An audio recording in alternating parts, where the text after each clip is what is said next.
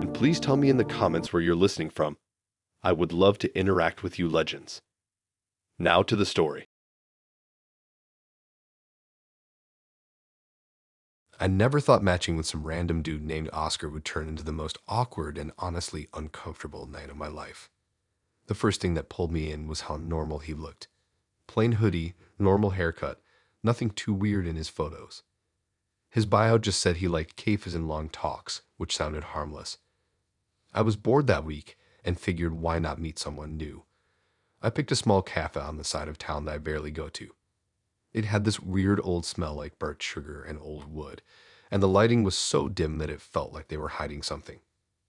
I got there early and sat near the back where they had these chipped chairs and scratched tables. While I waited, I noticed how quiet the place was. No music, nobody talking loud, just the sound of cups clinking and random whispers. It already felt off. When Oscar walked in, the first thing I noticed was his backpack. It looked heavy, like he was carrying something serious in there. He sat across from me and right away pulled out this black notebook with stickers on it. It wasn't cute stickers. They were labels and numbers like something you would see from a school project. He didn't even explain it, just dropped it on the table and clicked a pen open. He opened to a page already titled with my name, and instantly I felt something weird in my stomach. He didn't even look at me at first. He just scanned me like a shop alarm. He started writing little notes every few seconds. The sound of the pen scratching on paper was louder than anything else in the room. He would glance at my shoes, then my hair, then my hands, and make another note. I tried to ignore it, but every few seconds his eyes would flick up at me like he was judging me for existing. The longer I sat there, the more I realized nothing about this night was going to be normal. When the waiter came over to give us menus, Oscar didn't even thank him. He just wrote something down like he was scoring that moment. I tried to talk about random stuff just to break the ice, but he wasn't listening. He was listening to his own thoughts and writing them down like he was on some assignment. I asked him what the notebook was for, and he casually said he runs a podcast where he talks about failed dates and what went wrong with them. Just straight up like it was nothing. He said he documents flaws so listeners can understand why some people should never meet again. He said that I might make a good episode. Hearing that made my heart drop. It felt like I was sitting in a trap that I walked into myself. He wrote down how I ordered my drink, how I sat, how my knee bounced sometimes, how my eye contact was inconsistent. Every little move I made, he wrote it down. I tried to pretend it didn't bother me, but the way he stared at me while writing made my skin crawl. It felt like I was being graded on things I didn't know mattered. When the drinks came, he leaned closer and sniffed mine. He then wrote something about it being a basic choice and how basic drinks show basic minds. It didn't even make sense, but he talked like he was some master of life. He asked questions that weren't normal, like did I ever get quiet in groups? Did I feel nervous around authority? And how long I take to reply to messages. The whole time he wrote notes about how I answered, not what I answered. His eyes never softened. They stayed wide and sharp. When I looked around, I noticed other chairs in the cafe had marks on them like people had been scraping them across the floor in a hurry. It made everything feel like people here tried to leave fast. As we talked, I noticed he had multiple notebooks in his bag, and each had different names on them. Some pages had dates and weird titles like Smiling Too Early or Hands Under Table. The worst part was when he flipped through pages of other people, laughing to himself at things they did wrong. He even said one girl cried after the episode aired about her. He said it like it was a trophy. When I asked if the people in the episodes knew about it, he said they didn't have to. He claimed everything was public and he could talk about anyone. By that point, I felt cornered. Every move I made felt wrong. I kept my hands still, held my cup tight, and tried to look normal. But the more I tried, the more uncomfortable I got. He leaned in and stared at my eyebrows, then wrote something again. I felt sweat forming on my palms, and he noted that too. He said people who sweat from social pressure have weak conviction. He didn't even lower his voice when he said it. The waiter walked by and looked at me like he noticed the tension. When I checked my phone, Oscar wrote down the time and said checking phones during awkward moments shows insecurity. It felt like I couldn't breathe right. The whole cafe felt smaller. Finally, I said I had to go to the bathroom just to get away from him. In the mirror, I saw how tense my face looked. I sat in the stall for like 5 minutes just to relax. When I came back out, I saw him flipping through pages about me again. He had already written so much. When I tried to stand up and leave, he blocked my path with his hand, not touching me, just hovering like a barrier, and said he needed to finish the evaluation. I told him I really had to go, but he kept writing. His eyes were dead calm, but intense enough to freeze me. When the waiter saw this, he slowly approached. I used that moment to stand and move toward the door. Oscar didn't chase me, but he wrote something down while staring at me like he was recording my exit. When I got outside, I kept walking fast. I didn't look back. On the way home, my phone buzzed. It was his profile posted with a new episode title called The One Who Ran. It had bullet points about sweating palms, weak eyes, and poor decision-making. He even used the timestamps of moments I spoke. Knowing he recorded the whole thing without telling me made me feel sick. Days later, I checked again and saw strangers commenting on my flaws like they knew me. I blocked everything. I haven't gone back to that cafe since. Every time I enter a new place now, I check for notebooks and backpacks that look too full. I still think about that night like it's still going on somewhere in his notes. He got what he wanted, and I just want to forget.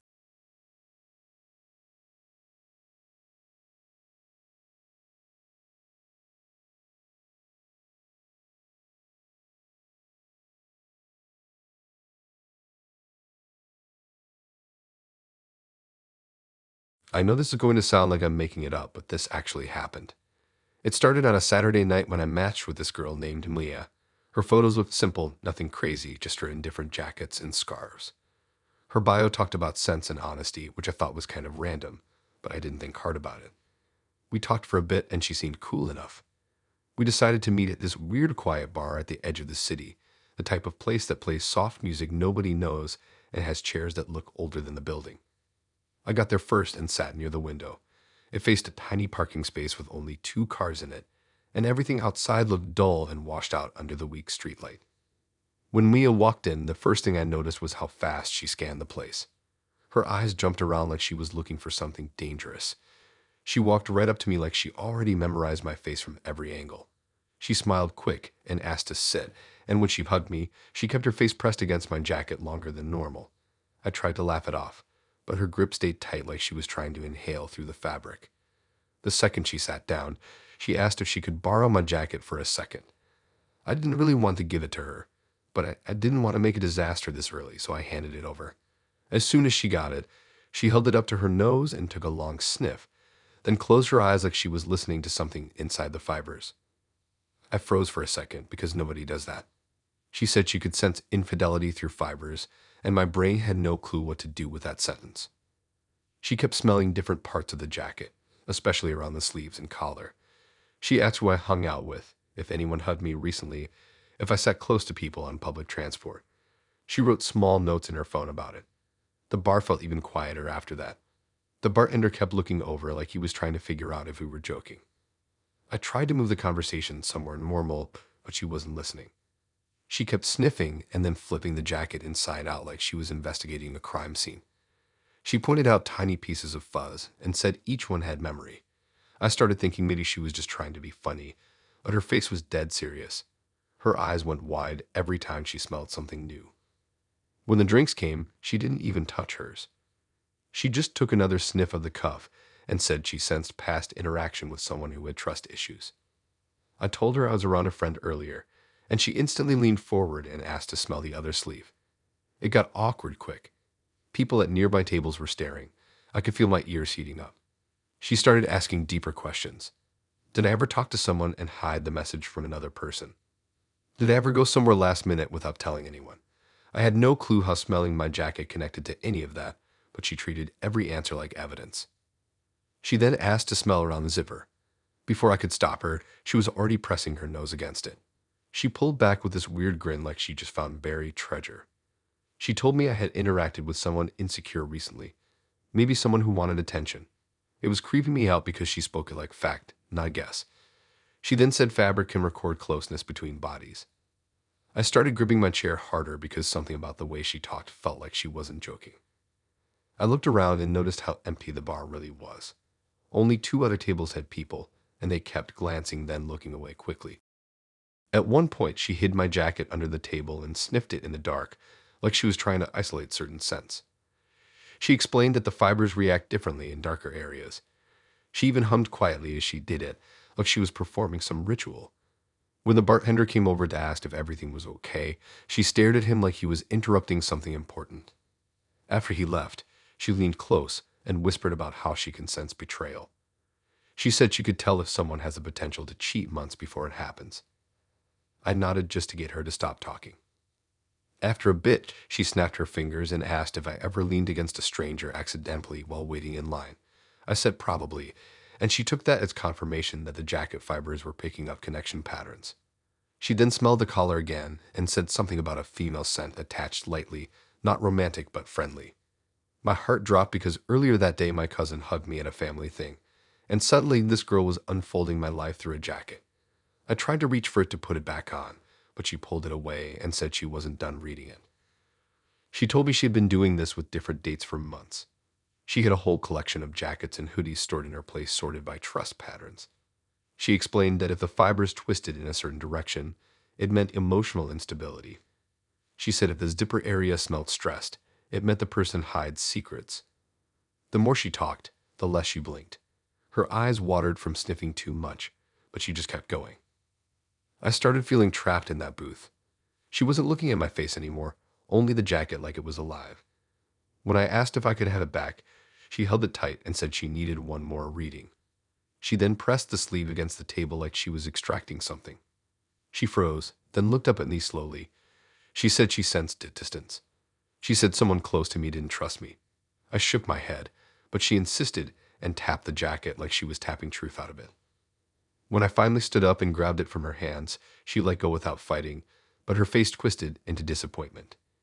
I told her I had to leave, and she didn't move. She just watched me walk out while staring at where the jacket had been, like she lost something important.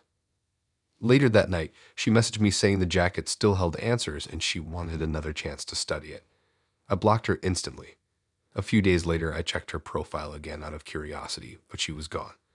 The weird part is sometimes I swear I can still smell that bar scent stuck to the fibers. Whenever I hang the jacket, the collar looks bent like someone pulled it too much. Now I barely wear it. It just sits in my room like a warning.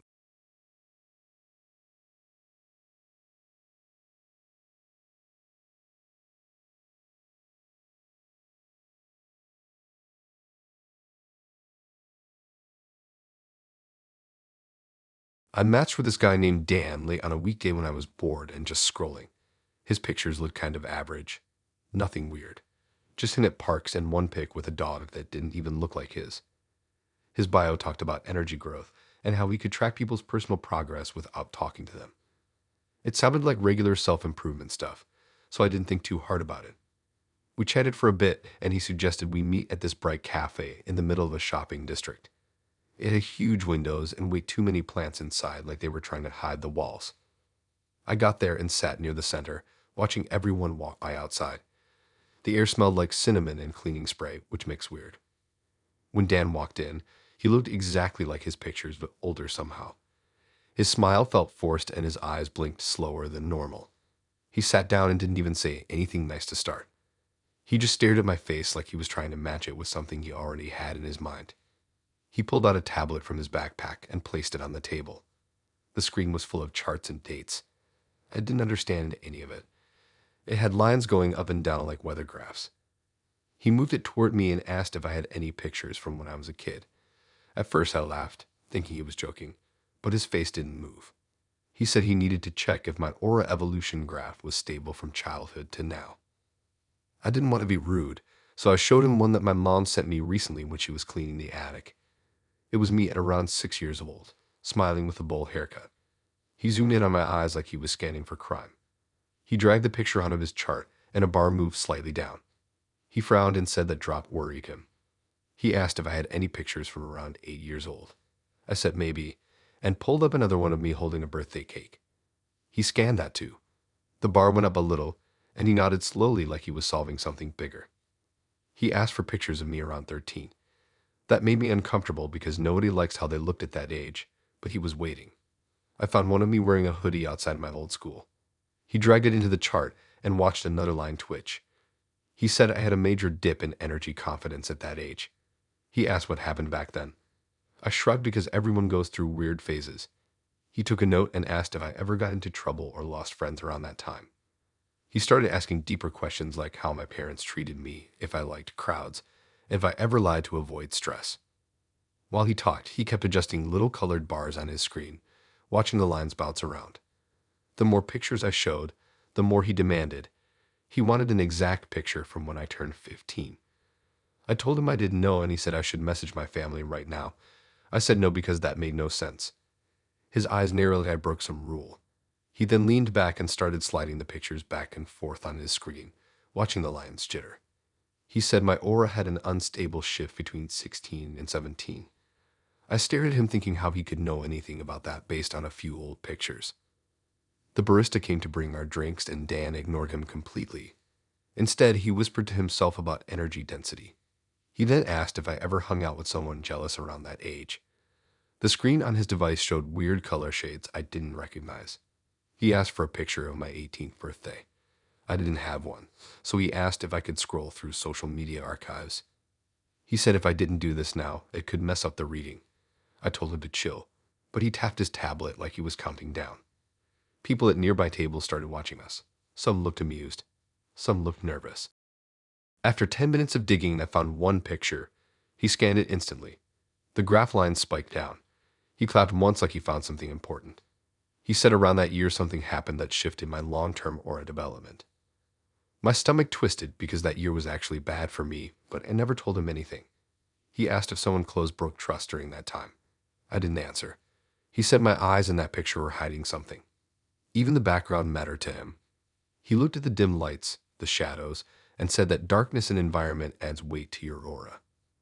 He switched to another page on the tablet titled Cycle Prediction. It was full of circles and arrows. He dragged my pictures across it, and the circles started flashing. He said I might have an aura collapse at age 27 if I don't fix unresolved loops. This was getting too weird. I asked how he planned to fix anything. He said he could map healthy energy shifts by comparing childhood photos to recent ones. Then he asked for a picture of me from last month. I showed it to him, and the bars shook violently on his graph. He literally gasped and said something was wrong with my current state. He leaned toward me and whispered that someone was draining me. He asked if I was around anyone with negative cycles. He said fabric and hair in pictures can tell him everything. His hands were shaking slightly like he was excited. I tried to laugh, but my throat felt dry. He then asked if I wanted him to analyze my whole camera roll. That's when I said I had to go. He grabbed the tablet and held it up, pointing to the screen. He said if I walked away, the collapse would accelerate. I told him I'd be fine and stood up. The barista stepped closer like he saw trouble coming. Dan's voice rose as he warned me about aura fractures and energy distortions. I walked out fast. Outside felt louder and brighter. When I checked my phone later, Dan sent a long message saying he updated my graph and things looked worse. He even attached a picture of his screen showing red lines all over it. He wrote that if I didn't send more childhood pictures, he couldn't guarantee my aura wouldn't break permanently. I blocked him. Then he emailed from another account, then another. Each time he attached new charts like my destiny was falling apart. Weeks passed. Random accounts with no profile picture sent messages like keep the cycle stable and send age 7. I ignored all of it. Yesterday I got a message with a picture of me at 6 again, but I never sent it this time. He must have found it somewhere. Under it, he wrote the collapse has begun. I deleted everything. Now I keep my gallery hidden and locked. I also watch windows more carefully. If I ever see that slow blinking look again, I'm running before he pulls out another chart.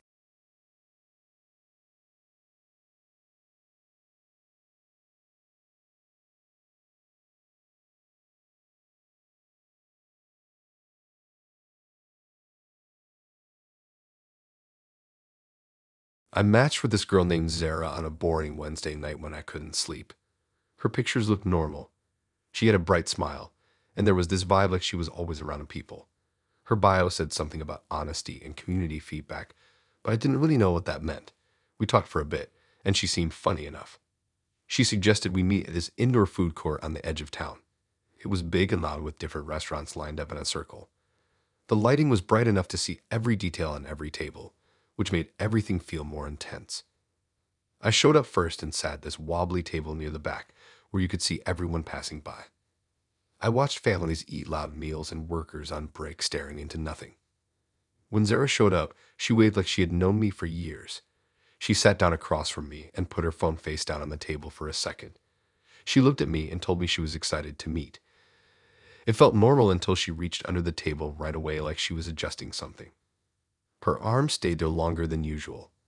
I figured she was just holding the side of her chair or something. But then I heard the faint tapping of her phone keyboard coming from below. I tried not to stare at it, but she kept moving her thumb fast. We talked, or at least I tried. She would laugh at stuff I said and look down really quick and tap again. At first I thought maybe she was answering a friend, but it kept going. Every time I took a sip of my drink, tap. Every time I scratched my nose, tap. She wasn't even trying to hide the fact that she was sending those messages about me. It got weird fast because she wasn't looking at me while she typed. She kept her eyes locked on my face like she was copying details straight from my expressions into her phone. I asked her what she was doing. She smiled like I asked something funny and told me she was just updating someone. But she didn't say who. Then she leaned back and listened to her phone vibrate. She read the message quietly and smiled, then looked at me again like she was looking through me instead of at me. She asked about my job, but while I answered, I could hear her texting again. When I paused, she stopped too, which meant she was writing down exactly what I said, then waiting for whoever was on the other side to respond. It got uncomfortable real fast.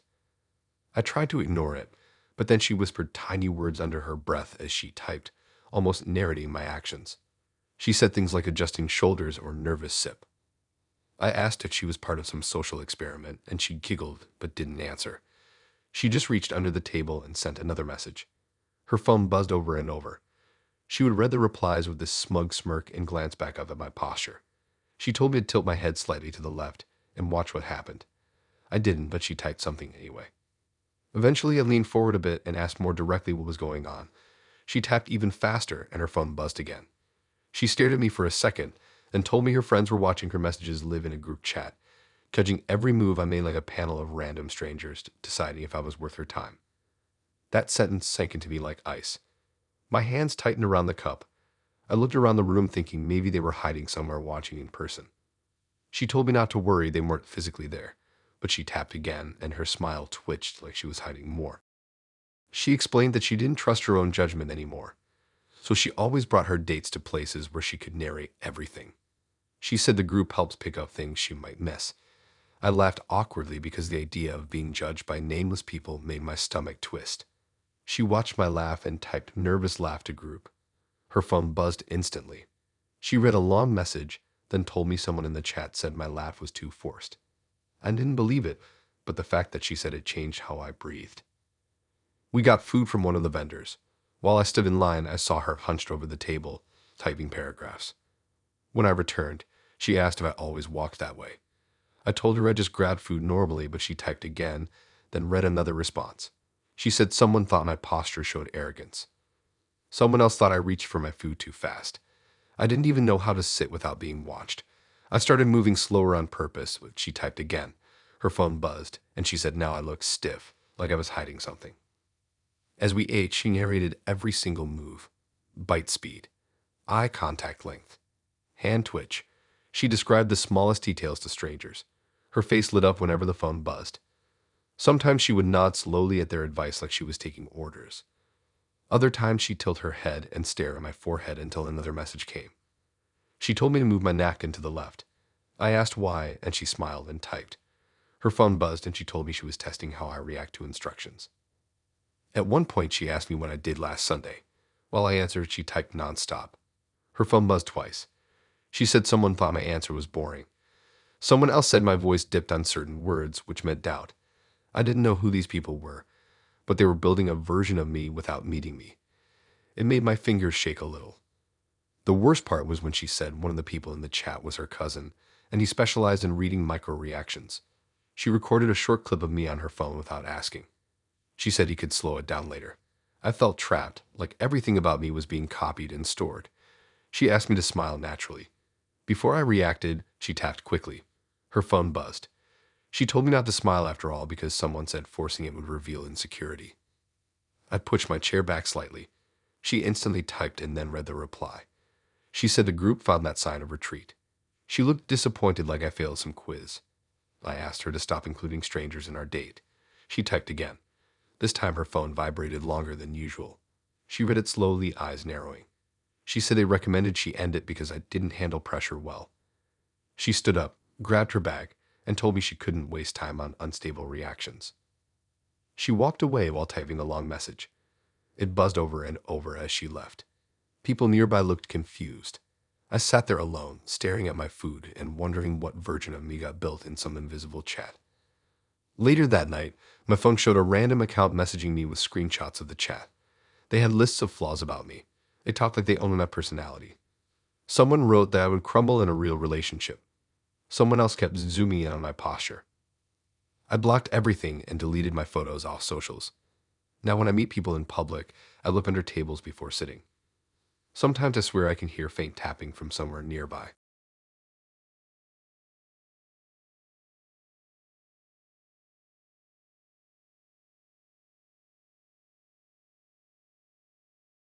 I matched with this guy named Chris on a slow night when everyone on the app looked the same. His pictures were nothing special, just normal outfits and boring backgrounds. But he had this sentence in his bio that said he was an expert in human truth and visual honesty. I thought he meant something like psychology or body language videos, so I didn't take it serious. We talked for a bit, and he suggested we meet at his quiet dessert shop near a bus station. It had bright white lighting and these small round tables that were way too close together. When I walked in, the place smelled like sugar and burnt waffle batter. The windows were fogged up from the heat inside. I sat near the back where the seating curved around a corner. There were only two workers behind the counter, talking quietly. A few minutes later, Chris walked in. He looked around the entire place like he was scanning for hidden cameras or something. He sat across from me and leaned closer than normal instantly. He stared at my eyes before he even said hello. I sat back a little, but he leaned even closer like he didn't care about personal space. The moment felt weird already. When the waiter walked over, Chris didn't look away from my face. He ordered something, but his eyes stayed glued on mine. His pupils barely moved. It felt like he was freezing a picture of me in his head. After the waiter left, he told me he could detect lies by observing retina dilation. He said he could see micro changes in eye reflections that most people never notice. He said the eyes react before the brain does, and he could read truth like numbers. Then he lifted his hand to block some of the overhead light so he could see my pupils better. The way he said all of this wasn't like bragging. It was calm and scientific, like he'd done it 1,000 times. I laughed a little, thinking he was messing with me, but he didn't blink. His eyes stayed wide open, staring hard into mine. I felt something in my chest tighten because staring contests are fun with friends, not with strangers who claim they can read your entire soul. He asked simple questions at first. Stuff like where I was from, what I did, how old I was. Every time I answered, he leaned a millimeter closer and stared deeper like he was trying to catch a glitch inside my eyes. When I looked away to grab my drink, he followed my eyes with his own. He didn't blink once. His gaze felt like heat on my skin. At one point, I asked if he ever blinked, and he just said blinking interrupts truth observation. When our desserts came, I tried to break the tension by making small talk about the place. He didn't respond. Instead, he repeated my words quietly to himself, watching his reflection in the spoon. He sniffed between each sentence like he was picking up cues from my breath. Then he finally blinked once, slowly, and asked me to tell him something personal. I hesitated because who does that on a first date? He stared hard, and I could feel sweat forming on the back of my neck. I told him something small, not even serious. The moment the words left my mouth, he leaned an inch closer and whispered that my pupils expanded unevenly, which meant I was hiding part of the truth. I had no idea how he could tell anything from a half-second glance, but his voice made it sound like a crime. He started adjusting the lamp above our table, twisting it so the light hit my face directly. He wanted my pupils to be fully visible. He angled it left and right, watching how the light bounced off my eyes. People at nearby tables looked uncomfortable, like they wondered if he was performing some medical check. Then he asked me if I ever lied about small things just to avoid problems. Before I could answer, he leaned in until our noses were almost touching. He watched my pupils bounce slightly. He said that microchange meant guilt. I told him I didn't want to play any more weird questions. He adjusted the lamp again. He whispered something about baseline dilation, and stared again without blinking. The longer he stared, the smaller my world felt. The noise of the dessert shop faded. It was just his face inches from mine, eyes wide, unmoving. He asked if I ever felt pressure to lie to protect other people. My voice cracked when I answered no. He tapped the table twice and told me my pupils pulsed, which meant I wasn't being honest. My chest felt tight. It didn't matter what I said. His eyes were deciding reality. After a while, he pulled out a notebook, but it wasn't for writing. He used it as a dark background behind my head so he could see my eyes better. He lifted it slowly and told me not to move. I could feel my heart beating harder. He said the rate of pupil dilation matches emotional pressure. He spoke about it like he was reading a chart only he could see. I leaned back, and he followed, not letting go of eye contact. I tried looking at my dessert, at my phone, at anything, but his head tilted every time I moved. It was like trying to escape a camera. Then he switched topics suddenly and asked if I ever lied in relationships. I said no, because I didn't want to get into my personal life with some stranger. He clicked his tongue quietly and told me my pupils expanded by exactly the wrong amount. He said it like fact, not opinion. He said he worked with truth patterns, and mine didn't match honest people. At that point, my heart was beating so loud I could hear it. He asked one more question. He asked if I would ever hide something if it meant avoiding someone's anger. I didn't want to answer.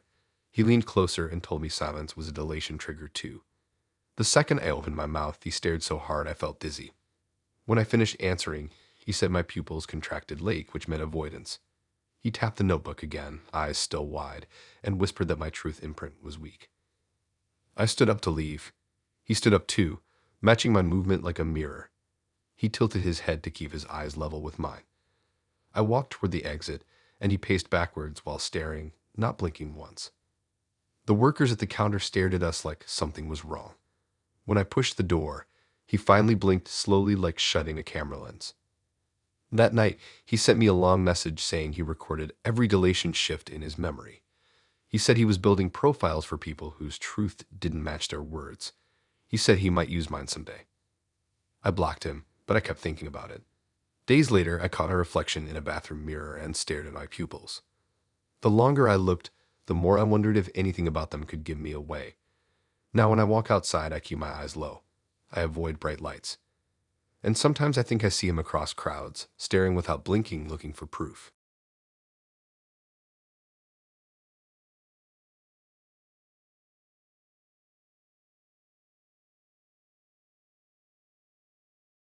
I matched with this girl named Layla on a late Sunday night when I was bored scrolling in bed. Her pictures showed her in weird bright rooms full of candles and plants.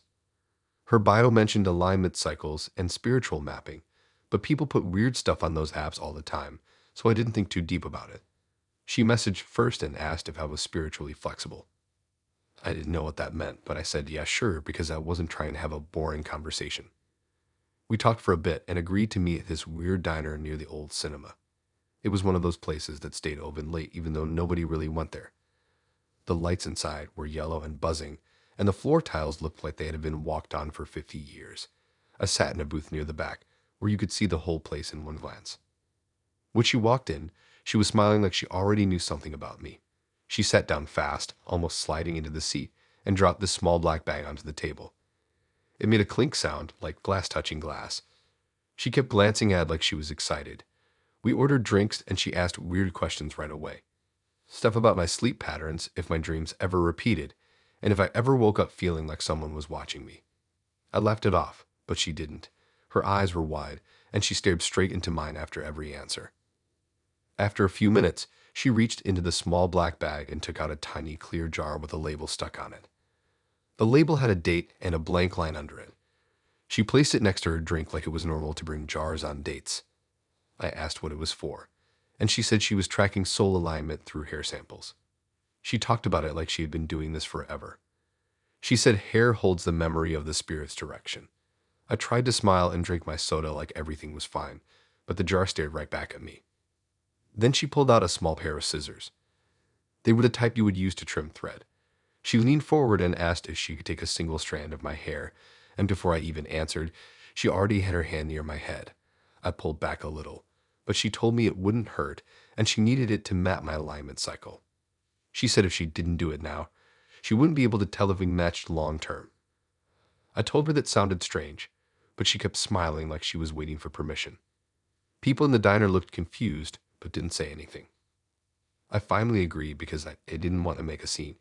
She grabbed a strand gently, cut it quick, and dropped it into the jar. Then she sealed the lid tight and wrote my name on the label with neat handwriting. She shook the jar lightly like she expected something magical to happen. She placed the jar back into the black bag with 3 other jars. Each one had a different name. Some had dates from months ago. She said she checked them every week to see if the hair changed. She claimed the color, curl, and moisture told her everything about someone's soul path. I didn't know what to say, so I just nodded. As we talked, she kept glancing toward the black bag like it was alive. She asked more questions about my childhood, if I ever moved houses, if I ever felt like I didn't belong in certain rooms. She asked how often I cut my hair, if I ever lost chunks of it, and if I had sudden headaches. She wrote all my answers down in a tiny notebook full of squiggly drawings and dates that crossed out and overlapped. It looked like she was building some kind of timeline. At one point, she opened her phone and took a picture of the jar just to check something. She zoomed in on the strand of hair like she was trying to see microscopic secret messages. She whispered something under her breath, then snapped the phone case shut. She leaned in and told me she sensed imbalance. She said one edge of the strand looked frayed, which meant my alignment was split. I asked what that meant, but she didn't answer right away. She stared at my hair on my head like she was scanning it. Then she finally said split alignment usually meant someone who hides their real self. I felt uncomfortable. The buzzing lights got louder, and the diner felt smaller. I took another sip to calm myself, but she wrote that down too. She said drinking when questioned meant avoidance cycles. She opened the notebook again and circled something 3 times. Then she told me she needed one more strand from the back of my head to see if the split was consistent. I refused. She looked hurt for a second, then smiled again, too calmly. She said she would record it as spiritual resistance. She wrote it down, tapping the page twice with her pen like stamping approval. She asked if I ever cut hair from other people. I said no. She asked if anyone ever cut mine without asking. I said not that I remember. She nodded slowly and wrote more. A couple walked in laughing, and Layla stared at them with frustration, like their mood messed with her focus. Then she told me she kept hair samples long-term to track soul growth. She opened the bag again and showed me a jar from someone she dated last year. The hair inside looked dried and curled strangely. She said his soul alignment collapsed, and she could tell through the strands. She laughed while telling me he moved out of town suddenly. She tapped the jar and said she saw it coming. I asked what happens if someone's alignment goes bad. She said they drift away or lose control of themselves. She got serious and said the worst ones vanish. She showed another jar that had hair curled in tight spirals. She said that one belonged to a girl whose alignment spiraled so much she stopped messaging one day and deleted everything. She said the hair predicted it. She stared at mine again and whispered that she hoped I wouldn't spiral. When the bill came, she paid first and said she needed to run tests tonight. She held the bag close like it might escape. Before she left, she reached forward and touched my shoulder lightly. She said she would let me know if the strand stayed straight or split further. Her voice dropped low, like some warning lived behind her words. Then she walked out fast. Later that night, she messaged me saying the strand reacted strangely under candlelight. She asked for another strand tomorrow. I blocked her. 2 days later, a random account sent a picture of the jar with the hair curled slightly. Under it, the message said, alignment bending. Then another picture came the next day. The hair curled more. The message said, drift incoming. Now I keep my hood up almost everywhere. Sometimes I find random hairs missing from my jacket or clothes. Sometimes I wonder how many jars she owns now, and if mine is still changing in the dark.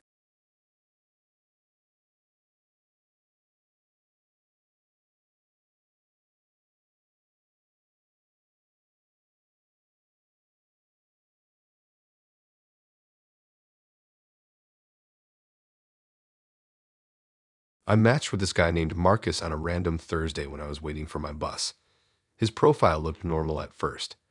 Basic mirror selfie, a picture of him eating noodles, and one of him hiking with a forced smile. The only weird part was a line in his bio about studying interpersonal scent bonds, whatever that meant. I figured he was joking, or maybe he worked with perfume or something. We talked back and forth for a few hours, and he suggested we meet at his busy family-style restaurant near the city center. I agreed because I was hungry anyway. When I got there, the place was packed. The smell of garlic and butter filled the air, and the noise of clanking forks echoed around the room. I found him sitting at a table near the middle of the restaurant. He waved at me, smiling way too big for someone I barely knew. The second I sat down, he leaned forward and took a deep breath near my shoulder like he was sniffing. I pulled back a little and asked if he was okay, and he said he was detecting surface notes. He said everyone carries scent bonds from the last 3 people they touched. His eyes darted around the room, scanning everyone like he saw patterns floating around them. Before I could even process any of that, a waiter walked over to take our drink order. As soon as we spoke to him, Marcus whispered something about the waiter's scent being clouded by inconsistent bonds. He sounded serious. The waiter left looking confused. I tried to focus on the menu, but Marcus wasn't reading his. He was watching every person who walked past, inhaling lightly like a bloodhound. Then he asked me to hold out my hand. I hesitated, but he insisted. He sniffed my palm really fast and said he could detect stress molecules. He nodded like he discovered something important. Then he told me we couldn't continue the date until I shook hands with everyone in the restaurant. He said he needed to map how my scent interacted with others. I laughed because it sounded insane, but he stayed serious, his eyes wide and unblinking. I told him I wasn't going to do that. He tilted his head and said that refusal means I'm hiding something. Then he flagged down another waiter and asked for a new napkin because he needed a neutral cloth to measure my scent transfer. The waiter had no idea what he meant. People started looking at our table. I wanted to disappear. Marcus tapped his fingers on the table rhythmically. He told me interpersonal scent bonds reveal someone's real loyalty levels. He said when you shake someone's hand, tiny scent particles merge and reveal honest intentions. I told him nobody does that on dates. He didn't blink. He scanned the room again and pointed at random strangers like he was picking targets. He whispered that those two have strong bonds, and that old man near the wall has none. He asked again for me to stand up and start shaking hands. I refused again. He scribbled something into a notebook he pulled from his pocket. The pages were filled with weird scent symbols and dates. Next to some names, he drew spirals. He turned the notebook around to show me a page with 3 circles labeled with random initials. The circles were connected with dotted lines. He pointed at them slowly and told me 2 of those people vanished from his life because their bonds spiraled. He said he saw it coming. My stomach tightened. I told him I wasn't comfortable with any of this. He nodded slowly and said discomfort meant my scent bonds were fragile. Then he did something worse. He stood up, tapped a stranger on the shoulder, and asked him to shake my hand. The guy looked at him like he was insane, but Marcus kept explaining his scent study. I could feel everyone staring. The stranger shook my hand awkwardly and walked away fast. Marcus leaned forward and sniffed the air around me, then nodded like something changed. He turned back toward the notebook and drew another arrow. I asked him to stop. He ignored me and stood up again, approaching a couple near us. He asked both of them to shake my hand. They politely refused, but he pressured them. They eventually did because they wanted him to leave them alone. When they shook my hand, Marcus inhaled deeply again, then looked at me with wide eyes. He whispered that my scent bonds were stabilizing. He said he needed more. I tried to stand up, but he grabbed my wrist, not aggressively, but firmly. His eyes locked onto mine.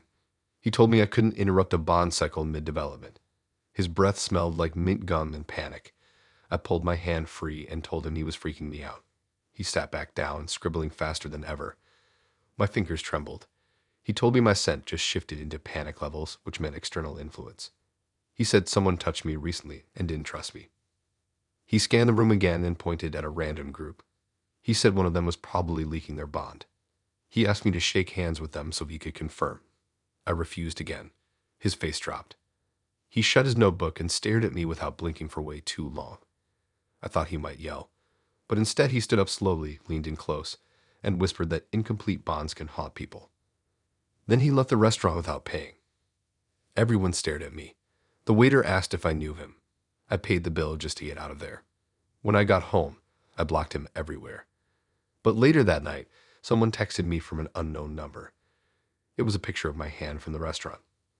Under it was a message that said unresolved scent. Another message came after saying bonds don't break, they drift. Then nothing for 2 days.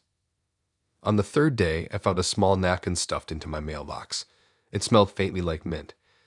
It had arrows drawn on it pointing to a scribbled word, incomplete. Now when I go out to eat, I keep my hands in my pockets. I don't shake hands anymore. Sometimes I swear I smell mint when nobody's close.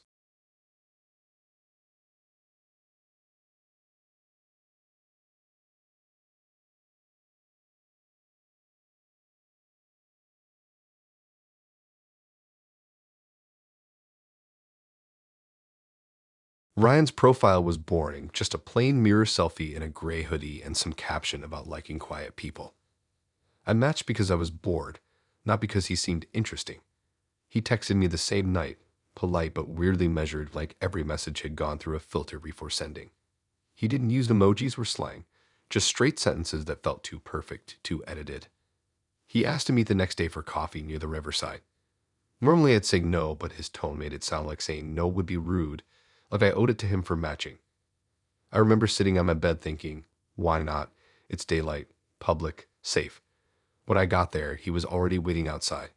He looked normal enough, clean haircut, pale, eyes that never seemed to stop observing. But his voice threw me off. It wasn't loud or soft, just exact. Every word was spaced out, like he wanted to make sure I heard each syllable. He said he'd been trying something new for mindfulness and wanted me to take part in it for fun. Before I could ask what he meant, he pulled out a small white earbud from his pocket and told me to wear it on one ear during the date. I laughed, thinking he was joking, but he didn't laugh back. He said it would help me stay aligned with the rhythm of the conversation. I didn't understand, but I put it in because I didn't want to make it awkward. The second I did, I heard his voice again, but not from him. It came through the earbud. His actual mouth didn't move. The voice in my ear was slower, calmer, and it said things like, sit up straight and don't cross your arms. They even said, blink slowly. I thought he was pranking me, but he didn't even touch his phone. He just watched me like he was studying an experiment. I tried to laugh it off, but every time I looked away, the voice in my ear would tell me to look back at him. I told him the sound was weird, but he didn't reply out loud. Instead, the voice in my ear said, smile now, so I smiled. And when I did, he smiled back. That's when I realized the voice was connected to him somehow, like he was controlling when I should move, how I should react. It felt too real to be Bluetooth trickery. He leaned back and just stared at me. He wasn't blinking. The voice told me breathe slower and match his rhythm. I did it out of instinct, then realized I was literally sensing my breathing with his. He wasn't saying anything out loud, but I could hear everything through that stupid earbud. My heart started to race, and then I heard the voice again. Slower heartbeat. You're making this uneven. I didn't know if it was him saying that or some recording. I started to take the earbud out, but before I could, he raised his hand slightly. The voice said, don't remove it yet. My fingers froze midair. I didn't even think. I just obeyed. That's when panic hit. It wasn't like hypnosis in movies. It was subtle, like he was rewiring my reactions. I wasn't afraid in a screaming way. I was afraid because I couldn't tell which movements were mine anymore. After a few minutes, he said out loud that we should go for a walk by the river. I followed him without saying anything. My brain felt fogged, like I was half asleep, but aware enough to keep going. The earbud still whispered things like, keep your head level and don't drag your feet. Every small correction made me feel like I was being puppeteered. When we sat on a bench, he looked at me and asked what I was thinking. I opened my mouth to answer, but the voice cut me off saying, say you're fine. So I said it. And then it said, smile while saying it. So I did that too. I hated how automatic it was. He just nodded slowly like he'd achieved something. I started focusing on his face. His lips never moved when the voice talked. It was like someone else was speaking through him. Or maybe it was a pre-recorded track. But then the instructions started getting weirder. Tilt your head slightly left. I did. Now blink twice. I did that too. Now breathe in and hold. My lungs tightened. He didn't move. Just kept looking. Then he whispered, barely audible, good. I finally tore the earbud out. The silence was like a slap. He didn't try to stop me. He just smiled and said I broke rhythm too early. I stood up and told him I was leaving, but he didn't react. His expression stayed calm, controlled. He said something about how people crave being guided even when they think they want freedom. I walked away fast and didn't look back. When I got home, I couldn't stop replaying it. I Googled the earbud model. It wasn't anything special. But when I tried to connect it to my own phone, nothing appeared. It wasn't Bluetooth. It was something else. Then I saw a notification pop up on my phone, just one word, breathe. My stomach dropped. It wasn't from him directly, but I recognized the tone, the spacing. It was the same kind of precision as his voice. I deleted everything, blocked him, wiped the app. But every few days I swear I can still hear it. Not through my phone or headphones, just faintly like an echo under my thoughts. When I'm sitting alone or scrolling too long, I'll catch myself hearing straighten your back or slow down your breathing. It's always the same pattern, the same pace. Sometimes I think maybe he didn't stop talking after I left. Maybe the instructions just stuck somewhere deeper, like my brain's been tuned to his frequency ever since that day.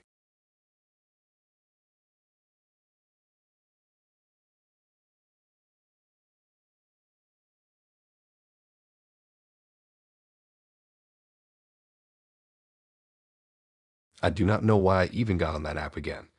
It was like boredom mixed with curiosity and memories of bad dates that should have been enough to keep me away. But I matched with this girl named Ava. Her pictures looked normal enough.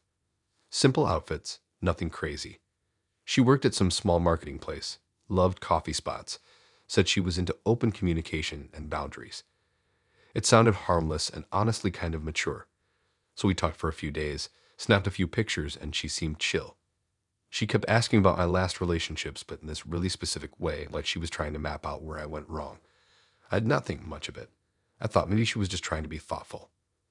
She suggested our first date be at this trendy Japanese ice cream place that also had noodles and random stuff on the menu. Weird combo, but whatever. It was in the corner of this busy street near a supermarket. It was bright, loud, and full of people taking pictures for social media. That alone made me feel weird. When she walked in, she gave me this cold expression like she was sizing me up. No hug, no smile, just this blank stare. She sat down and pulled out her phone like she was checking a list. I was already thinking this was going to be strange. We ordered food and I was trying to keep the mood light. I made a small smile at the waiter when he made a joke about the noodles coming in tiny bowls. It was not even flirty. It was pure awkward polite energy. The moment he left, her face changed. She stared at me with this look like I kicked her dog. Then she said that smiling at the waiter counted as emotional cheating. At first I thought she was playing, but she was dead serious. She said that emotional loyalty mattered more to her than physical, and that she needed proof I was fully invested. She said I needed to do an apology ritual. I thought she was still messing around, so I laughed a little. Her eyes got sharper, and she said laughing was disrespectful. She demanded I take it seriously. She pulled out a small notebook from her bag and flipped through pages like she had instructions written down. She said the ritual was simple. I had to place my hand flat on the table, say what I did wrong, and promise I would not do it again. She also wanted me to put my drink next to my hand to symbolize sincerity. I looked around because I felt embarrassed. The place was busy and people would definitely stare. I told her I did not do anything wrong and I was just being polite. She leaned forward and whispered that politeness to another man could be seen as emotional interest. She said she wanted loyalty tested early to avoid heartbreak. The way she talked sounded rehearsed, like she read about this somewhere and decided to live by it. I thought about leaving, but my food was already coming, and I figured maybe she would calm down. So I played along a little, said sorry quietly, put my drink down, hand flat, done. But she was not satisfied. She said I needed to speak louder so everyone could hear it. Now I was annoyed. I told her no. She crossed her arms and stared at me like she was waiting for me to crack. The rest of the date was tense. She asked questions about how many girls I smiled at per week. She asked how often I made eye contact with strangers. She said I should train myself to avoid giving emotional value to people unless she approved. Every answer I gave she wrote in her notebook and rated my responses. When I asked what she was writing, she said she was tracking patterns. I lost my appetite halfway through the plate. When we left, she walked really close to me, like shoulder touching. Suddenly, she pointed at a girl across the street who looked vaguely familiar from school years ago. She accused me of recognizing her too quickly and suggested I might have something ongoing with her. I asked how I would even know that, and she got irritated again. She said men always hide things. She asked if she could check my messages. I said no. She said that refusal was suspicious. She asked again. I said I had to go and started walking toward the train station. She followed me. The whole way she kept repeating that I owed her a proper apology ritual. She said the first one did not count because I did not show sincerity. She said she would not leave until I made it right. People around us were staring. I told her to stop following me. She said she could not do that until she got closure. She also said closure required emotional accountability through public apology. She literally used the words public apology. I sped up and she matched my pace. I went inside the station, went through the barrier, and she stood behind the gate staring with this blank expression. She told me she would contact me later with instructions for the proper ritual. I ignored her and got on the train. As the doors closed, she held her notebook up and pointed to it like she would write more about me. Later that night, she texted paragraph after paragraph. She said failing the ritual meant I disrespected emotional boundaries. She sent this long set of steps I needed to do on video. It involved placing both hands on the ground, pouring water next to me to represent cleansing, and saying lines she wrote like I would obey emotional loyalty rules. She said this would be step one, and there would be weekly check-ins. I blocked her. She made a new account and messaged me again. She said blocking counted as emotional abandonment. She said abandonment trauma had consequences. She kept sending long messages about how emotional loyalty shaped relationships. She wanted video proof. I blocked that account too. The next day, she somehow found my social media. She commented under my picture saying I was emotionally corrupt. She messaged some of my friends and said I had cheated on her emotionally. She posted a story saying men should be trained on loyalty. She never used my name but mentioned our date spot and description of my clothes exactly. I muted her everywhere. For a week, random accounts tried to add me. Some had no pictures. One of them sent me a document with checklists about emotional boundaries. It looked like her handwriting from the notebook. Every message demanded the apology ritual. One account sent a picture of me inside the ice cream place from behind. I did not see her take it. It made my stomach twist. It included the caption, "Unpaid emotional debt." I went back to the station a few days later. She was sitting there on a bench with her notebook. She stared as I walked past. She did not say anything, just wrote something down without blinking. I never went back that way again. I changed my profile picture. I locked everything down. Sometimes I get messages from random accounts listing apology steps. They always end with the same line. Emotional loyalty is owed, not optional.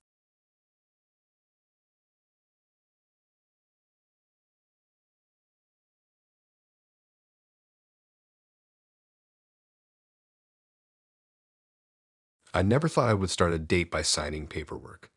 It already sounds insane when I say it out loud now, but in the moment, it felt like one of those weird jokes people do to break the ice. I matched with this girl called Jenna on Tinder after a slow week of swiping.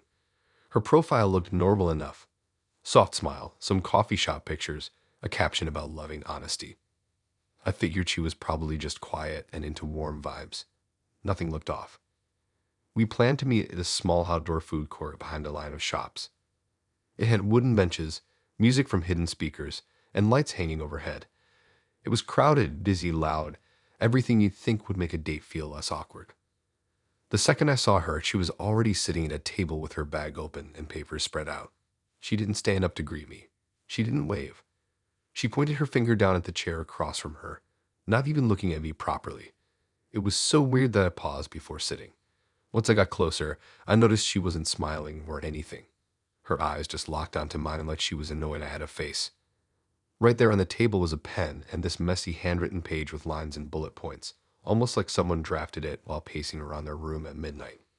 Before I could even ask what it was, she slid the paper toward me. At the top, written in thick, bold marker, were the words loyalty contract. My brain broke for half a second. I thought it was a prank. I was waiting for cameras or friends hiding behind the food stalls ready to laugh. But she didn't laugh. She didn't blink. She said I needed to sign before we could sit down properly. She shoved the pen forward like there was no world where I wasn't doing this. I skimmed the first line. It said I wasn't allowed to smile at any girl in public unless they were older than my mother. The next line said I couldn't have female coworkers in my contacts unless their names were staged with emojis that made them seem annoying. There were rules about who I could stand next to in a queue, how long I could hold eye contact with a waitress, even rules about who I was allowed to follow on social media.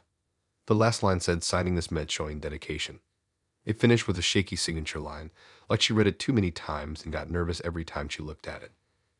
I stared at her, hoping she'd explain, or at least grin, but she just looked irritated that I wasn't already putting ink to paper. People around us were eating fries and chatting, and here I was reading something you'd expect to see taped to the wall of a jealous ex. I didn't want to look uptight on a first meeting, but the longer I waited, the harder her stare got. She tapped her nails on the table. Fast, loud, like she was counting down to something ugly. I signed the paper just to get past the weirdness. I figured I'd laugh later, tell the story, maybe text my friend about how bizarre dating can be. But the second I signed, she snatched the paper off the table and folded it into her handbag like it was a passport. Suddenly, she was smiling like everything was fine. She stood up and walked toward the food stall without waiting for me. I followed slowly, still trying to figure out what planet the steak came from. We ordered food. The girl at the stall smiled politely while explaining the menu. It wasn't flirty or long, but Jenna noticed. Her jaw clenched. She watched my eyes like she was trying to see which direction my gaze leaned. She didn't speak until we sat down again. She scribbled something in this small spiral notebook she carried. When I asked what she was writing, she said she was scoring my behavior. She said one wrong smile could ruin loyalty. I felt like a dog at obedience training. While we ate, she kept looking around for threats. A group of girls sat 2 tables away, laughing loudly. She asked me why I was pretending not to notice them. She wanted to know if I thought they were better than her. Her voice stayed calm, but her eyes were glassy like she was holding back something sharp. I said nothing because anything sounded like a trap. She asked me to write down 3 girls I'd been with before meeting her, then 3 girls I found attractive right now. When I hesitated, she tapped her notebook again, faster, like she was warning me. When I asked why she cared, she flipped her bag open. Inside, I saw stacks of those loyalty contracts. Dozens of them. Some with different handwriting. Some older pages held together with paper clips. She had contracts from past dates. Suddenly, she pulled out laminated sheets with rules she updated over time. She had categories like smiling, posture, walking pace when passing girls, tone when saying hello. She had different punishments written beside them. Stuff like mandatory silent treatment, locked numbers, making you pay $30 for every suspicious smile, even a rule that said if you smiled at someone for more than 2 seconds, you owed her a handwritten apology. I tried to keep calm, but my heart was punching my ribs. I said we should maybe finish the food somewhere quieter. She looked offended and wrote something in her notebook with heavy pressure. The pages crinkled. Then a waitress walked over to check if we needed extra napkins. Completely normal. Nothing weird. But Jenna stared at her the whole time. She didn't blink once. After the waitress walked away, Jenna scribbled again and then looked at me like I had just confessed something. She told me smiling while nodding counted as flirting. She said if I repeated it, I would have to apologize in front of her older brother, who apparently also helped judge loyalty. At that point, I stood up. I didn't grab my food. I didn't say goodbye. I just stood and started walking toward the exit. She didn't chase me. She just wrote more notes, flipping pages quickly. As I got farther, I watched her rip the contract I'd signed in half, then into quarters, and drop the pieces in her bag to throw away later. That night, she texted paragraphs. She said I failed multiple categories. She listed timestamps, like she reviewed an invisible recording. She said my posture changed when walking past the laughing girls. She said my breathing got faster when the waitress smiled.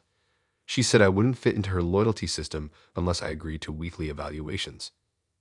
I blocked her, but for days I kept checking over my shoulder when I was outside. I wasn't scared she'd chase me. I was scared she'd watch me. The way she stared at the waitress wasn't normal curiosity. It was measuring something, grading something, like a test you can never pass. Last week, someone slid a folded paper under my apartment door. I opened it. It was another handwritten loyalty contract. Same handwriting, same title, but this one had a new line at the bottom. It said once you've signed, you can't unsign. And on the back, she had written red marks next to things I did on our date, like she'd been reviewing footage. I didn't sign it this time. I tucked it into a folder just in case anyone ever asks. If I see her again, I'm walking the other way. There's obsessive, and then there's whatever list she's building. It feels like she's collecting rules the way other people collect hobbies. And honestly, it's worse than any jealous partner I've ever heard about. I can only hope she finds someone who sees it as a joke. Because if not, someone is going to live inside those rules forever.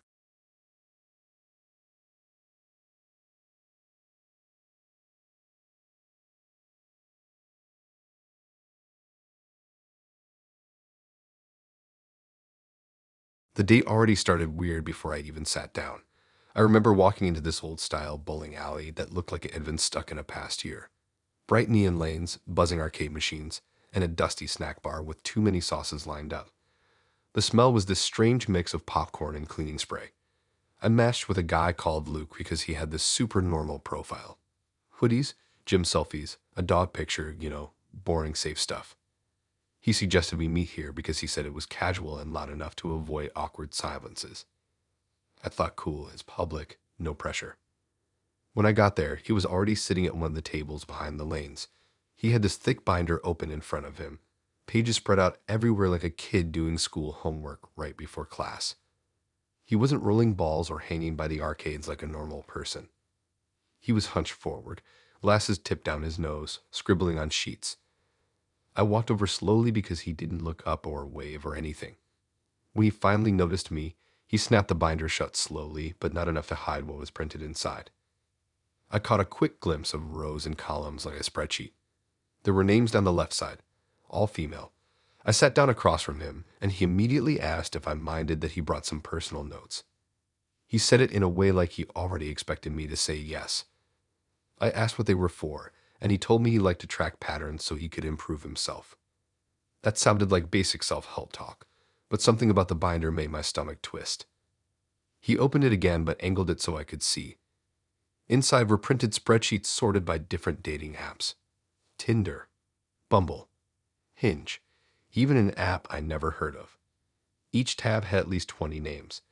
Next to each name was a rating column called obedience. Beside that were notes like how long they took to reply, how fast they agreed to plans, if they questioned him, how often they complimented him if they argued. He even marked checkboxes labeled punishable and correctable. He had categories like defiant behavior and positive obedience.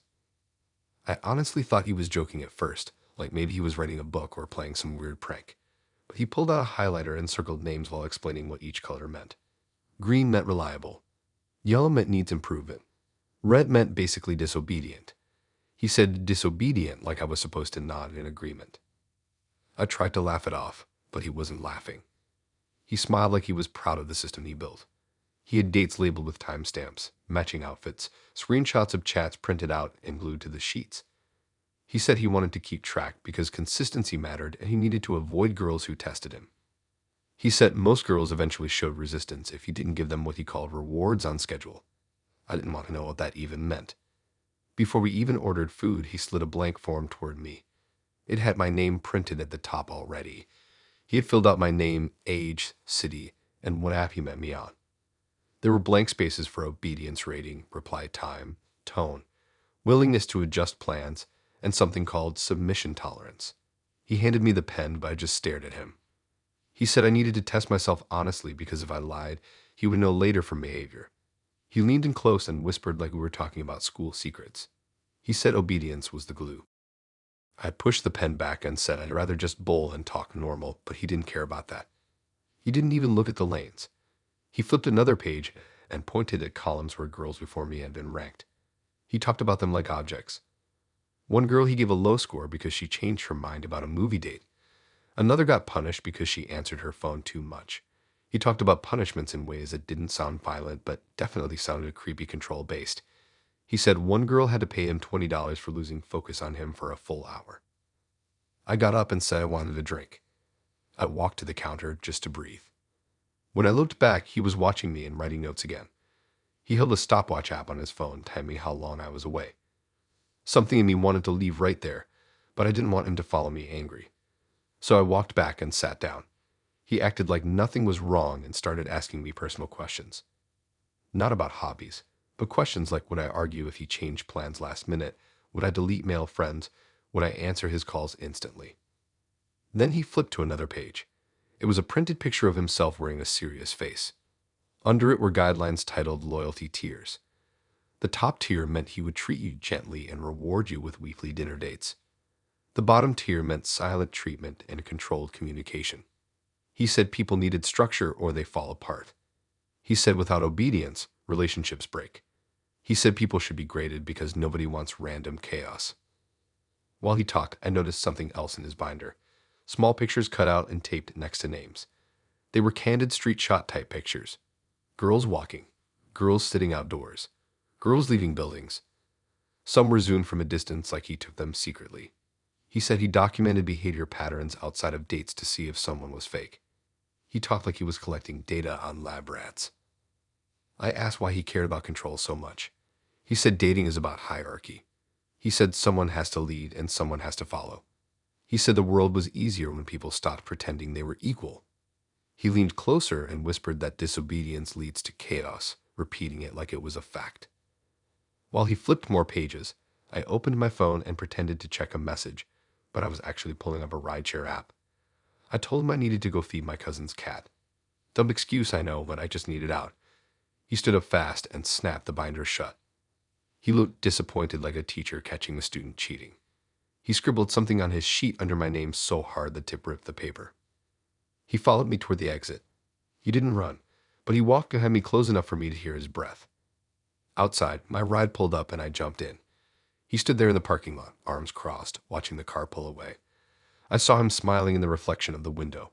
Not happy. More like someone who just discovered new data. 2 days later, an envelope slid under my door. I never gave him my address. Inside was a printed spreadsheet. My name highlighted. Red box next to obedience.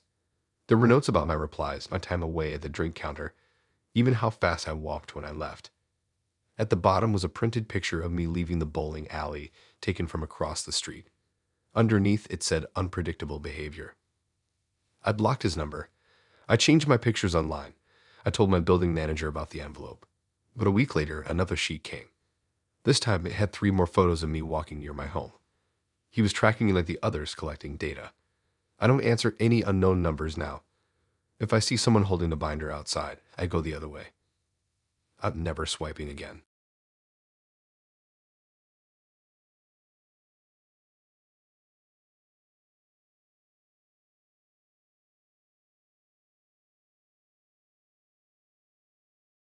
I should have known the second I walked into that rooftop garden restaurant that something was off. It wasn't anything obvious, just a weird vibe right away. The place was full of plants hanging from ropes, dim orange lamps glowing over every table, and everyone either whispering or staring into crystals on their phones like they were waiting for a fortune. I matched with Kim on Tinder after a boring night of swiping, and she messaged fast and confidently like she already knew I would agree to meet. Her pictures were cute, kind of mystical, with captions about alignment and vibes. I thought she was into astrology or whatever, so I didn't overthink it. When I got to the table, she was already sitting there with 2 empty seats on each side like she was expecting other people. She had a little notebook next to her water that looked hand-drawn with symbols. She smiled big when she saw me but didn't stand up. She just motioned for me to sit. The moment I put my phone on the table, she stared at it like it was a loaded weapon. She asked me right away to give her my phone so her friend could check my energy through FaceTime. She said her friend specializes in reading patterns in someone's voice and breathing. She called it an approval process. I froze for a second, thinking maybe she was joking, but she wasn't smiling like a normal person joking. She was staring like she was making sure I didn't run. I tried to laugh as she slid her notebook closer. Inside were pages of past readings written in messy handwriting, columns with names of guys she gated before me, notes about their voice tone, and comments like unbalanced vibration or negative alignment. Some pages had scribbles over names like someone aggressively failing them. She pointed at a page where a man apparently lied about something during his reading, and she had chosen to end the date instantly. She made it sound like leaving was a spiritual necessity. There was a weird satisfaction in how she said it. Kim grabbed my phone and opened FaceTime without asking for my passcode. Luckily, it wasn't locked. Her friend popped up on screen instantly like they had already planned this exact moment. The friend's room was dark except for candles behind her. Her head was tilted like she was listening to something in the walls. She stared at me through the camera, not blinking, then asked me to breathe slowly. I looked around at other tables hoping someone would see how awkward this was. But everyone else was doing similar stuff. FaceTime calls, crystals on the table, whispering into cups. It felt like I walked into a private club where everyone believed in the same strange ritual. The friend told me to answer questions slowly. She asked basic stuff at first. My sleep habits, my relationship with my parents, if I ever ghosted anyone before. Kim took notes while tapping her foot really fast under the table. When I hesitated on one question, a friend leaned closer to her camera like I confessed something dangerous. She asked why my heart's rhythm changed when she asked about honesty. I didn't feel anything change, but her tone made me feel watched. Kim wrote something in her notebook, circling my name twice, then putting a small triangle next to it. When I asked what the symbol meant, she brushed it off and said it's nothing. Then her friend asked me to look straight into the camera and think about the last person who hurt me. The whole thing felt creepy. When I didn't answer fast enough, the friend said my energy was resisting authority. She said that meant I might challenge Kim later. She said I needed grounding. Kim reached into her bag and pulled out a small bag of stones. She placed one on my side of the table and told me to hold it. It smelled like smoke and oil, and when I held it, she smiled like I had passed something. Other tables glanced at me like I was finally doing something correct. We ordered food, but the whole time both of them talked about energy alignment and how relationships need third-party approval to avoid chaotic imbalance. The friend listed punishments for ignoring advice. One punishment was cutting technology access for a week to reset energy. Another was social silence for balance. They acted like this was normal. When the waitress came around, Kim watched how I looked at her. She even noted it. She said micro smiles reveal hidden attraction. She told her friend on FaceTime that I had minor wandering energy. The friend told her to be careful. She said I had potential betrayal marks. It sounded like they read my future in real time. Halfway through the date, Kim asked to see my contact list. She wanted to know how many girls I still texted. I refused, and she instantly started writing again. The friend on FaceTime squinted like she saw my soul glitch. They both hummed softly for a few seconds, then asked me to place my hands flat on the table. They said they needed to measure pulse aura. They counted silently like they were timing me. At some point, the friend asked about my exes. She wanted to know how I spoke about them. She wanted to know if I carried leftover vibes. She made me describe my last argument. Kim wrote down single words from what I said. Balance, control, fear. Then she drew another triangle. She said 3 triangles means unstable. The friend then said something that made my stomach twist. She said if Kim continued dating someone with unstable energy, it would drain her spirit. She said I needed rechanneling. She repeatedly told Kim she must not leave me before closure. She said closure is needed to avoid energetic backlash. She spoke like consequences followed you physically. I said I had to use the bathroom and grabbed my phone. When I got up, Kim stood at the same time. She wanted to hold the phone while I walked away. She said people run when they fear cleansing. I just wanted air. I forced a smile and kept walking to the bathroom. I locked myself in a stall and turned off FaceTime. When I came out, her friend was calling again. I ignored it and hurried back. Kim asked why I turned it off.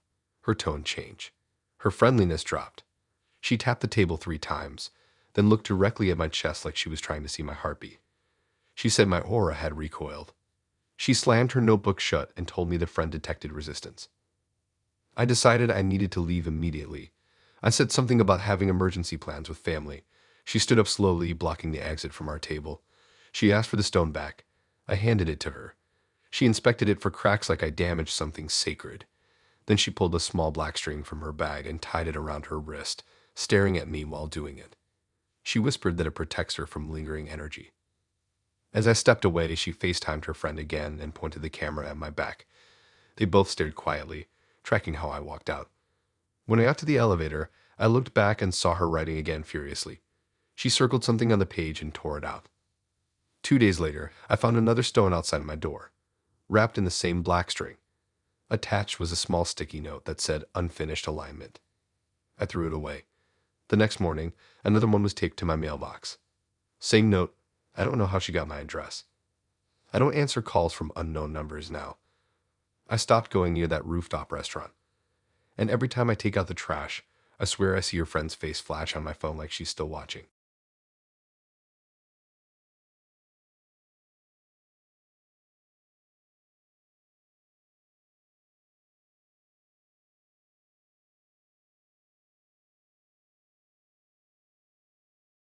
I probably should walk out the second he mentioned safety protocols. But I was already sitting there, menu open, pretending this was normal. I matched with a guy named Adam on Tinder on a random weekday night. His profile was clean, simple, smiling with a backpack like he goes hiking sometimes. Nothing strange. We agreed to meet at this small diner on the edge of town. It had dark red booths, flickering signs, and big windows that looked out onto a quiet parking lot. When I walked in, he was already there, sitting with his back against the wall like a security guard watching the room. He waved me over without smiling. The first thing he said was that he didn't like tables near windows. He said windows are weak points and were visible from too many angles. He got up and made us move to a booth in the corner. He sat facing the entrance. He said he needed to track anyone coming or going. I laughed like he was joking, but he didn't blink. He pulled out a notebook and wrote something down. While we waited for our food, he asked basic stuff at first. Work, family, hobbies. But then he started asking weird questions. How many locks were on my front door? How often I checked smoke alarms? If my curtains were blackout or thin. He asked how many exits I had in my home. I told him I didn't count them. He wrote down that answer too like I failed the test. He tapped his pen constantly on the table, scanning the room like he was waiting for something bad to happen. When the waitress came by, he watched where she put the cups and how she leaned. He traced her path with his eyes until she left. It wasn't like he found her attractive. It was like he was marking something in his head. He leaned in and said restaurants are high risk because people have easy access to knives and exit doors. He said never sit near cutlery stations. He said the wrong person could grab a fork and stab someone. He said that twice. When the food arrived, he barely touched it. He kept picking up napkins and folding them neatly like he was calming his nerves. Then he asked me something random. He wanted pictures of every room in my home. He said he needed to assess threat levels. He wanted to know the layout, entry points, blind spots, and hiding corners. He wanted me to send them while we were still sitting there. He said if someone breaks in, knowing my environment matters. I stared at him thinking this was some prank, but his face was dead serious. I said no and tried to laugh it off. He got frustrated. He said he can't move forward with someone if he can't confirm home safety. He said dating is pointless if danger can get to you easily. He described a scenario where someone climbs through a bathroom window while you sleep. He asked how tall my fences were. He asked if I ever had someone stand too close behind me in the kitchen. It was like his brain was built to predict disaster. He asked again for pictures. He wanted living room angles, bedroom corners, closets, kitchen counters, hallways. He said closets create dead zones. He said hallways funnel attackers. He even asked if my fridge door can be barricaded against someone. He pointed out how many feet were between us and the nearest exit in the diner. He said in emergencies, every second counts. When I kept saying no, he pulled out laminated sheets from his bag, something like diagrams of generic homes. He showed me common weak spots in living spaces. He circled couches placed near windows and said couches slow escape. He said chairs near hall doors create traps. He wanted to check how my furniture was placed. He asked if my bedroom door had a lock. He asked if I slept close to the door or far from it. He said distance from the door changes survival.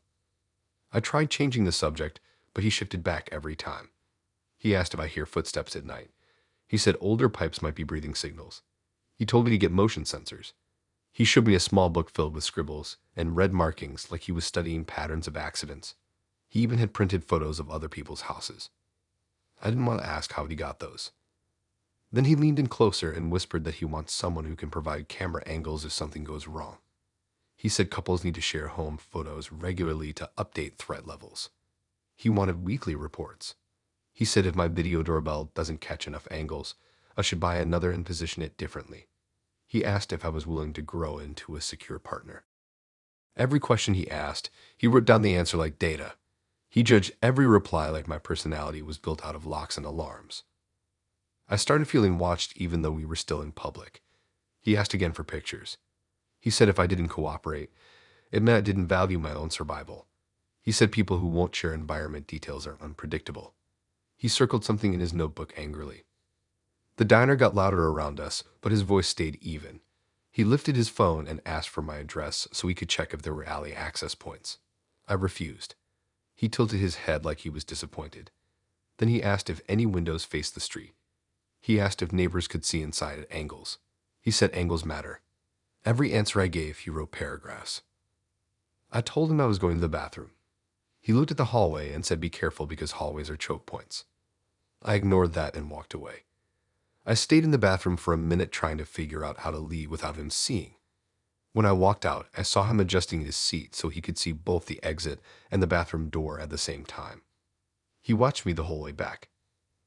I grabbed my jacket, told him I had an emergency call, and headed for the door. He pulled out his notebook and wrote while I walked. Outside, I glanced back through the glass and saw him staring at the seat I had been in. He looked like he was mapping the space without me there. Later that night, I got a text from him. He said he needed pictures by midnight. He said delay equals risk. When I didn't reply, he sent messages about blind spots. Then he sent a picture of the diner from outside, taken after I left. He circled the window and wrote visible target. Then another message saying I should move my couch soon. I never told him I had a couch. The next morning, there was an envelope in my mailbox.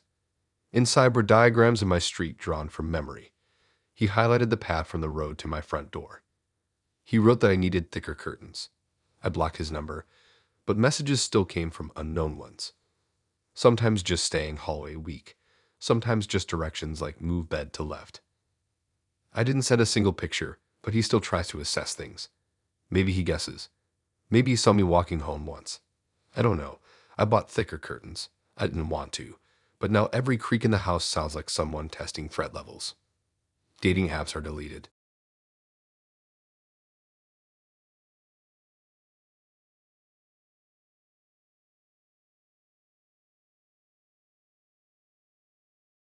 The whole thing felt wrong before I even sat down. I matched with a girl named Lola on Tinder because she seemed normal enough. Bright smile, pictures with her dog, nothing too weird in her bio. We talked for a couple days and she asked if I wanted to go out to a new Italian place downtown. I agreed because I thought it would be a simple dinner and conversation. The second I got there, though, everything went sideways. She was waiting outside the restaurant with two older people standing next to her. I thought maybe they were strangers asking her directions or something like that. When she waved at me, the older couple smiled and moved closer. She wrapped her arm around me instantly and introduced them as her parents.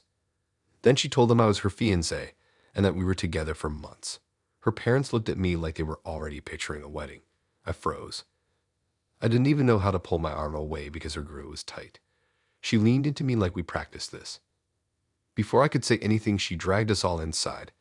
The restaurant was packed and loud. The staff seemed busy seating people. Lola walked straight to the front and told the hostess our reservation was under fiancé. She said the word like everyone should clap or something. The hostess looked confused for a second, but then she nodded and walked us to a big 4-seat table in the middle of the room. People around us turned to look. Lola's mom talked like I was already part of the family. She kept asking about future holidays and how big the wedding would be. Lola's dad asked where I planned on live and if I had space for grandkids. He spoke slow like he took everything super serious. I tried to laugh it all off by saying we were joking, but Lola stepped on my foot under the table and smiled way too big at me.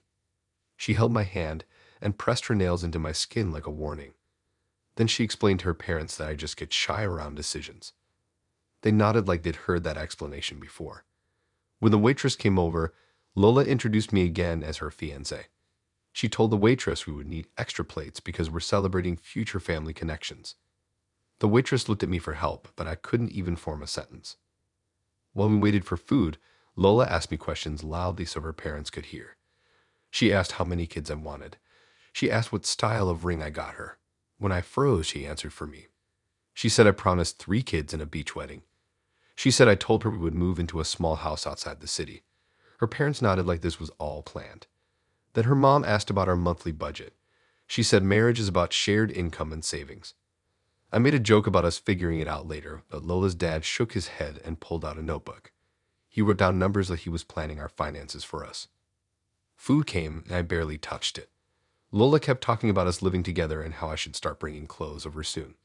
She mentioned I could start leaving my toothbrush in her bathroom. Her parents got excited about that for some reason. They asked about who would sleep on what side of the bed. They asked about bedroom curtains because sunlight affects newborn sleeping. I sat there listening to their plans and couldn't get a word in. Then things got stranger. Lola pulled out her phone and showed her parents pictures of wedding venues. She zoomed in on one and said I already approved it. Her mom clapped quietly. Her dad nodded. She then opened a Pinterest board titled Lifelong Love with our names on it. She said she already ordered custom napkins and had hairstylist deposit paid.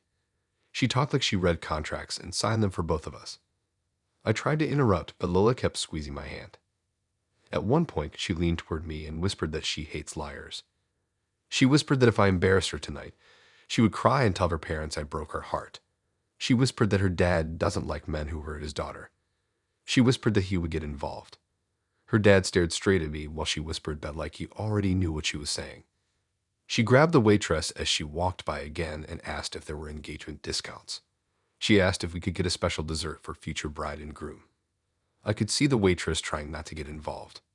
People at nearby tables were watching us eat like they had front row seats to a train crash. Her parents kept asking when they could visit our house. They wanted a tour of where we live. They wanted to bring gifts. They asked if the neighbors were friendly. Lola told them our neighbors were very sweet.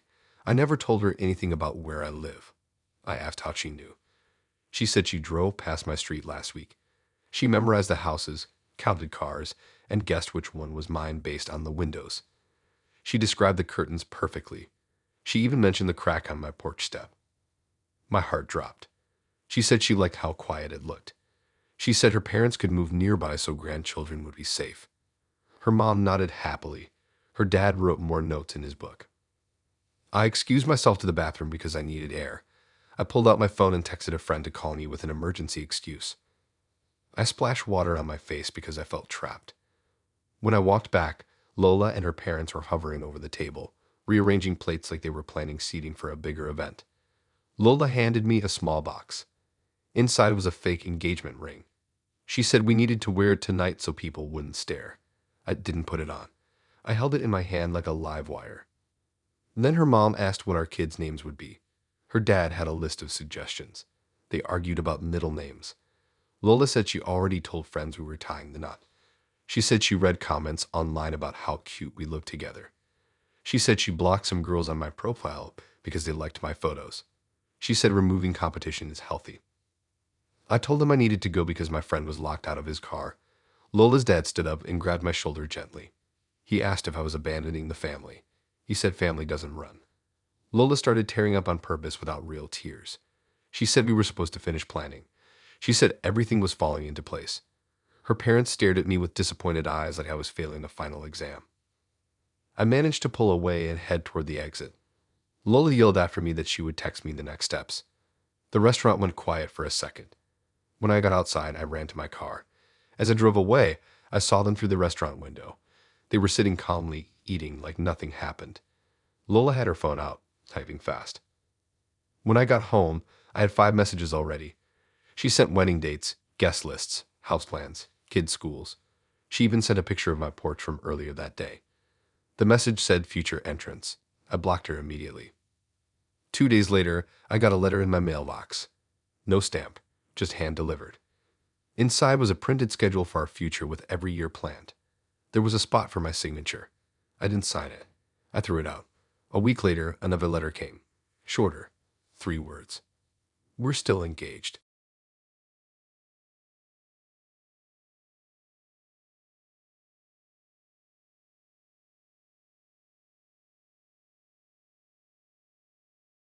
I knew something was off the second he looked at my face before he even looked at my eyes. I matched with a guy named Ben on Tinder after a slow week. His profile was simple, nothing flashy, regular selfies, a couple gym pictures, and one of him at cave. We talked a bit about movies and random food places before he asked if I wanted to grab coffee at a quiet spot downtown. I said yes because everything seemed normal. When I got there, I saw him already sitting by the window. He had a small notebook open and a pen in his hand like he was studying for something. He waved, but his eyes moved quickly across my face before they moved anywhere else. He didn't start with small talk. He stared at my mouth while I said hello. He blinked slow and wrote something down. I laughed because it felt like he was doing a joke, but he didn't laugh with me. He said my smile curled too much to the left. He said most people's faces do that because their emotional balance is tilted. He said the corner of my mouth twitched when I talked about coffee. I didn't feel anything twitching, but he wrote again. He didn't even hide the notebook. He placed it in plain view so I could see the lines of writing. I tried to start a normal conversation, asking about work or hobbies, but every few seconds his pen moved. He didn't break eye contact. He said he could tell a lot about someone by watching micro movements. He said everyone has signs, and if you catch them fast enough, you can predict their behavior. He said when I blinked, I paused too long between words. He claimed that meant I wasn't certain. He tapped the notebook lightly every time he found something new. Tap. Write. Stare. Write. Tap. The cafe was calm, low chatter, soft light coming through the windows. The waitress came over and I ordered a hot chocolate. He watched me form every syllable with my lips, then wrote 2 full lines while nodding slowly. When the waitress turned away, he said I stressed my upper lip too much. He said that usually signals hidden frustration. I had no idea what he was talking about, but he kept going. He wrote about how my eyebrows lifted at the wrong time. He said lifting eyebrows without smiling means you question everything. He tapped again. I asked what he was writing. He said he tracks facial patterns. He said he's done it on every date he ever had. He showed me pages of notes with names at the top. Next to the names, he wrote details like mouth quiver, left eye twitch, forced grin, jaw position. On some pages, he wrote sentences like left eyebrow raised during stress question. He underlined one detail 3 times on someone else's page. He said that girl lied about her favorite color. I didn't even know how he could assume that. He said he used to watch documentaries about micro-expressions. He said most people aren't trained to see them. He said he knows when someone is hiding something because their nostrils flare before their voice changes. He said when I blinked quickly, it meant I was thinking too hard about how they answer, which meant uncertainty. He smiled slow like he just caught me doing something wrong. Tap, right, tap. We got our drinks, and I tried to ignore the notebook. When I sipped, he watched the way the cup pressed against my lips. He wrote one short line. He said the way I sip means I fear spills, which means I try too hard to control chaos. I didn't know how to respond. I looked away for a second, and he wrote again. He said avoiding eye contact means discomfort. He said discomfort means hidden truth. He scribbled fast this time. Tap, tap, tap. I tried telling a story about my weekend. He interrupted halfway through to ask why my mouth tightened on the 3rd sentence. I didn't even notice. He said tightening means I wanted to hide something. He said I might be lying about enjoying my weekend. He wrote 4 full lines while nodding. People at the other tables were chatting normally, but I felt like I was under a microscope. I couldn't stop noticing my own face movements. My cheeks felt stiff. My jaw tensed. My eyebrows felt heavy. He asked questions that felt random. He asked if I ever doubted people in class. He asked if I ever lied to a family member. He watched each word. He noticed whenever my lip moved. He said the way my smile faded at the end of answers meant disappointment. He asked if I had secrets. He wrote again. Tap, tap. When I tried to change the subject, he leaned closer and stared harder at my mouth. He said my lips trembled for a split second, and he wrote it down. He said lip trembles happen when people don't believe their own words. He guessed fake reasons behind everything I said. He wrote that my jaw clenched twice while I talked about school. He said clenching means defensive reaction. He wrote that my nostrils flared during a question about friends. He said that means jealousy. Every normal thing I did turned into a measurement. It didn't feel like a conversation anymore. It felt like being examined. The waitress asked more customers about their orders, and he stared at her smile too. He whispered that her cheeks tensed on the right side, which means she hates her job. Tap.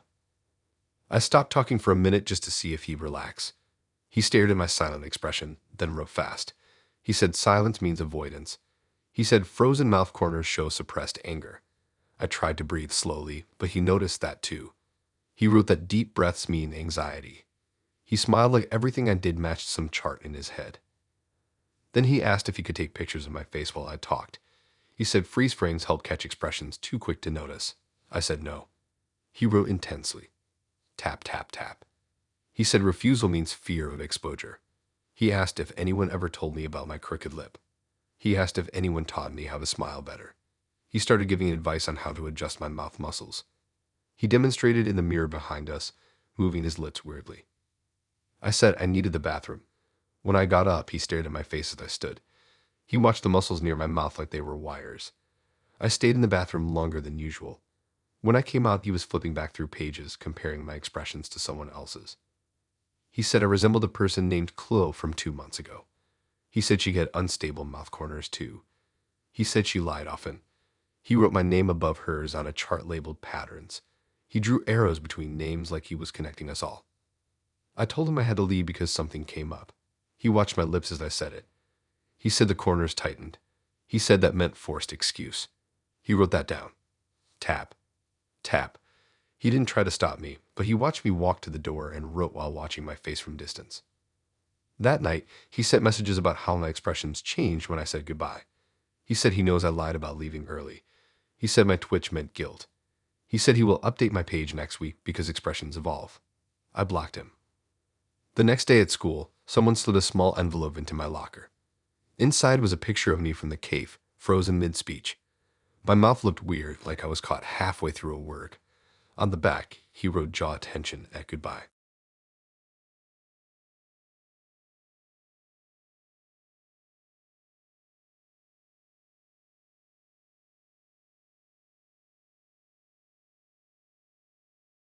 I knew something was strange before I even sat down. I matched with a girl named Tia on Tinder after a boring week. Her profile looked normal, regular photos at parks and coffee shops. She asked if I wanted to try this small ramen place tucked behind a mall. When I got there, she was already sitting at a booth near the back. She held a little stack of paper next to her glass of water and a tiny kitchen timer sitting on the table like she was expecting a cooking show to start. She waved at me to sit and slid one of the papers toward me right away. It looked like a printed list. At the top, it said bathroom rules. I thought it was a joke, so I grinned, but she didn't grin back. She said every relationship needs trust, and trust is measured by timing personal activities. I didn't even know what that meant, but she told me to read the list before we ordered anything. The list had rules like no bathroom break longer than 2 minutes, no talking to anyone on the way there, no washing hands for longer than 10 seconds, and no lingering near sinks. It also said I had to tell her before I stood up to go. There were check boxes next to each rule like she was tracking results from previous dates. Some had notes like failed hesitation or suspicious long pause. I felt my stomach twist because none of this had anything to do with normal dating. I asked if she was serious. She nodded slowly, tapped the timer, and said she has been hurt before by people who used bathrooms as excuses to do things behind her back. She said the bathroom is the perfect place to lie, text, and hide behavior. She said she needed someone who respected boundaries. Her voice wasn't angry, just strict like a teacher. We ordered food and tried to talk about normal stuff like school and music, but she kept glancing at the bathroom door. When I took a sip of water, she said hydration leads to suspicious bathroom visits and wrote something on her page. I didn't even notice how much I drank. She asked if I needed to go already. I shook my head. She wrote something else. When the ramen came, she watched how fast I ate. She said quick eating means nerves, and nerves lead to bathroom excuses. She took a tiny bite every few seconds and watched me chew. I tried to ignore it, but every time I blinked, she scribbled on her paper. It felt like a test instead of a date. Halfway through the meal, I stood up and said I needed the bathroom. She instantly grabbed the timer, clicked it on, and said 2 minutes. She told me to put my phone on the table so I wouldn't text anyone. She pointed at the camera near the hallway and said she could see who walks by. It felt like I was entering some weird training program. As I walked, I could feel her eyes on the back of my head. I went into the bathroom and tried to relax. Washing my hands, I felt stressed because of the time. When I came back, she clicked the timer off, looked at the number, and frowned. I was at 2 minutes and 12 seconds. She began writing faster than before. She said I washed longer than 10 seconds. She said I hesitated at the sink. She circled something twice. I told her someone was blocking the way out for a second. She narrowed her eyes and wrote again. She said excuses always come after hesitation. She flipped to another page labeled analysis and added a bullet point with my name at the top. We continued eating, and every time someone else stood from their table, she watched their bathroom times too. She wrote down numbers and compared them. She said couples fail because they ignore the bathroom timeline.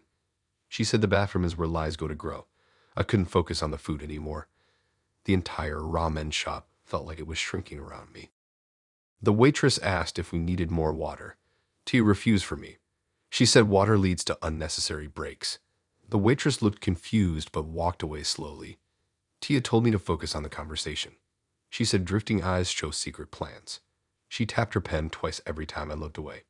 She asked if I ever took long showers at home. She asked if I ever locked the bathroom door for no reason.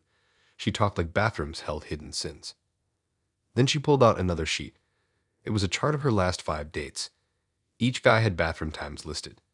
There were comments like too long, returned sweaty, lingered, suspicious number of hand movements. She even wrote exit stairs, meaning they looked toward the bathroom before leaving. She underlined a name 3 times and wrote liar. I didn't want to know what happened to him. I tried to joke and ask if she ever thought VE people just use bathrooms normally. She slammed her pen down and said bathroom behavior reveals character. She said her parents taught her that privacy is only needed when hiding. She asked if I ever left my phone outside the bathroom at home. I said sometimes. She wrote healthy trust next to my name. For a second, she smiled. I swallowed wrong and coughed a little. She leaned forward and asked if I needed to go again. I said no, but she wrote hesitation, maybe. My stomach felt like stones. About 20 minutes later, I actually did need to go. When I stood up, she instantly grabbed the timer. She asked if it would be number 1 or number 2. I wanted to disappear. I said number 1. She nodded and started the timer. She told me to avoid talking to the guy who just came out. I wasn't planning to talk to anyone. I hurried. I didn't want to fail some bizarre test. When I came back, she stared at the timer and shook her head. 2 minutes and 20 seconds. She circled a number and wrote proximity error. She said I passed too close to someone by the sink. She said long gaps lead to distrust. I sat down quietly. She started drawing a line between my name and someone else's name, comparing us. She wrote conflict tendency. I told her I needed to get home, pretending I had something urgent. She asked if I was avoiding emotional closeness. She asked if I had bathroom secrets. She asked me to show her what was in my pockets. I said no. She wrote red mark and stared at my drink. She said hydration at the end means nervous flight. She clicked her pen loudly. As I left, she followed me with her eyes. I could feel her timer finger twitching. Outside, I walked fast to my car. When I got home, I had a message from her already. It listed my bathroom times and said they showed inconsistency. She said inconsistency leads to failure. She told me next time she expects improvement. I blocked her. A week later, someone taped a square of paper to my door. It had handwritten bathroom rules for future life. It said longer than 3 minutes equals dishonesty. Under that, she wrote my name with 3 red circles. I started locking my bathroom door every night.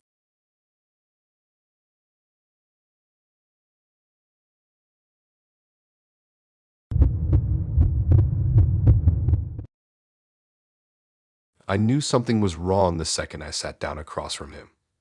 I matched with a guy named Josh on Tinder after a slow week. His profile seemed normal. Hoodie pictures, dog selfies, random food shots. Nothing that screamed weird. We met at this mid-sized restaurant inside a bowling alley. There were neon lights everywhere, families laughing, plates clattering. The place felt loud and safe. I walked toward our table thinking this was going to be just another boring date. But the second I sat, he didn't even look at me first. His eyes scanned behind me to the left, then to a booth in the corner. He nodded at something I couldn't see. Only then did he glance at me with a tight smile. He asked how my night was, but his head kept turning. Not casually. Sharp, fast turns, like he was counting people. At first, I thought it was anxiety, so I tried to start normal conversation. He cut me off and whispered that tonight would decide everything. He tapped the table twice like he practiced it. Then he looked me dead in the eye and said he hired someone to watch us. He said loyalty needs pressure. He said most relationships fail because nobody tests them early. I laughed because it sounded insane, but he didn't laugh back. He tilted his head and wrote something on a notepad he pulled from his pocket. He scribbled a number, then stared at a family 2 booths away. I asked if he was joking. He didn't answer. He just tapped the pen and pointed his chin at the bar area. He whispered that someone over there might attempt to make eye contact with me soon. He said if I looked back, it meant weakness. The waitress came to take our order, and he stared at her face like he was scanning her for weapons. He ordered water only. He said alcohol makes perception sloppy. When she turned to me, I ordered soda, and he wrote that down too. When I asked why, he said carbonation can expose impulse control. He leaned close, lowering his voice. He said somewhere in the room was a loyalty agent, not a friend. He said he paid them $80 to watch me without me knowing. He said they would test me through body language, and if I failed, he would leave immediately. He stared at the room again, eyes twitching slightly. Families kept eating.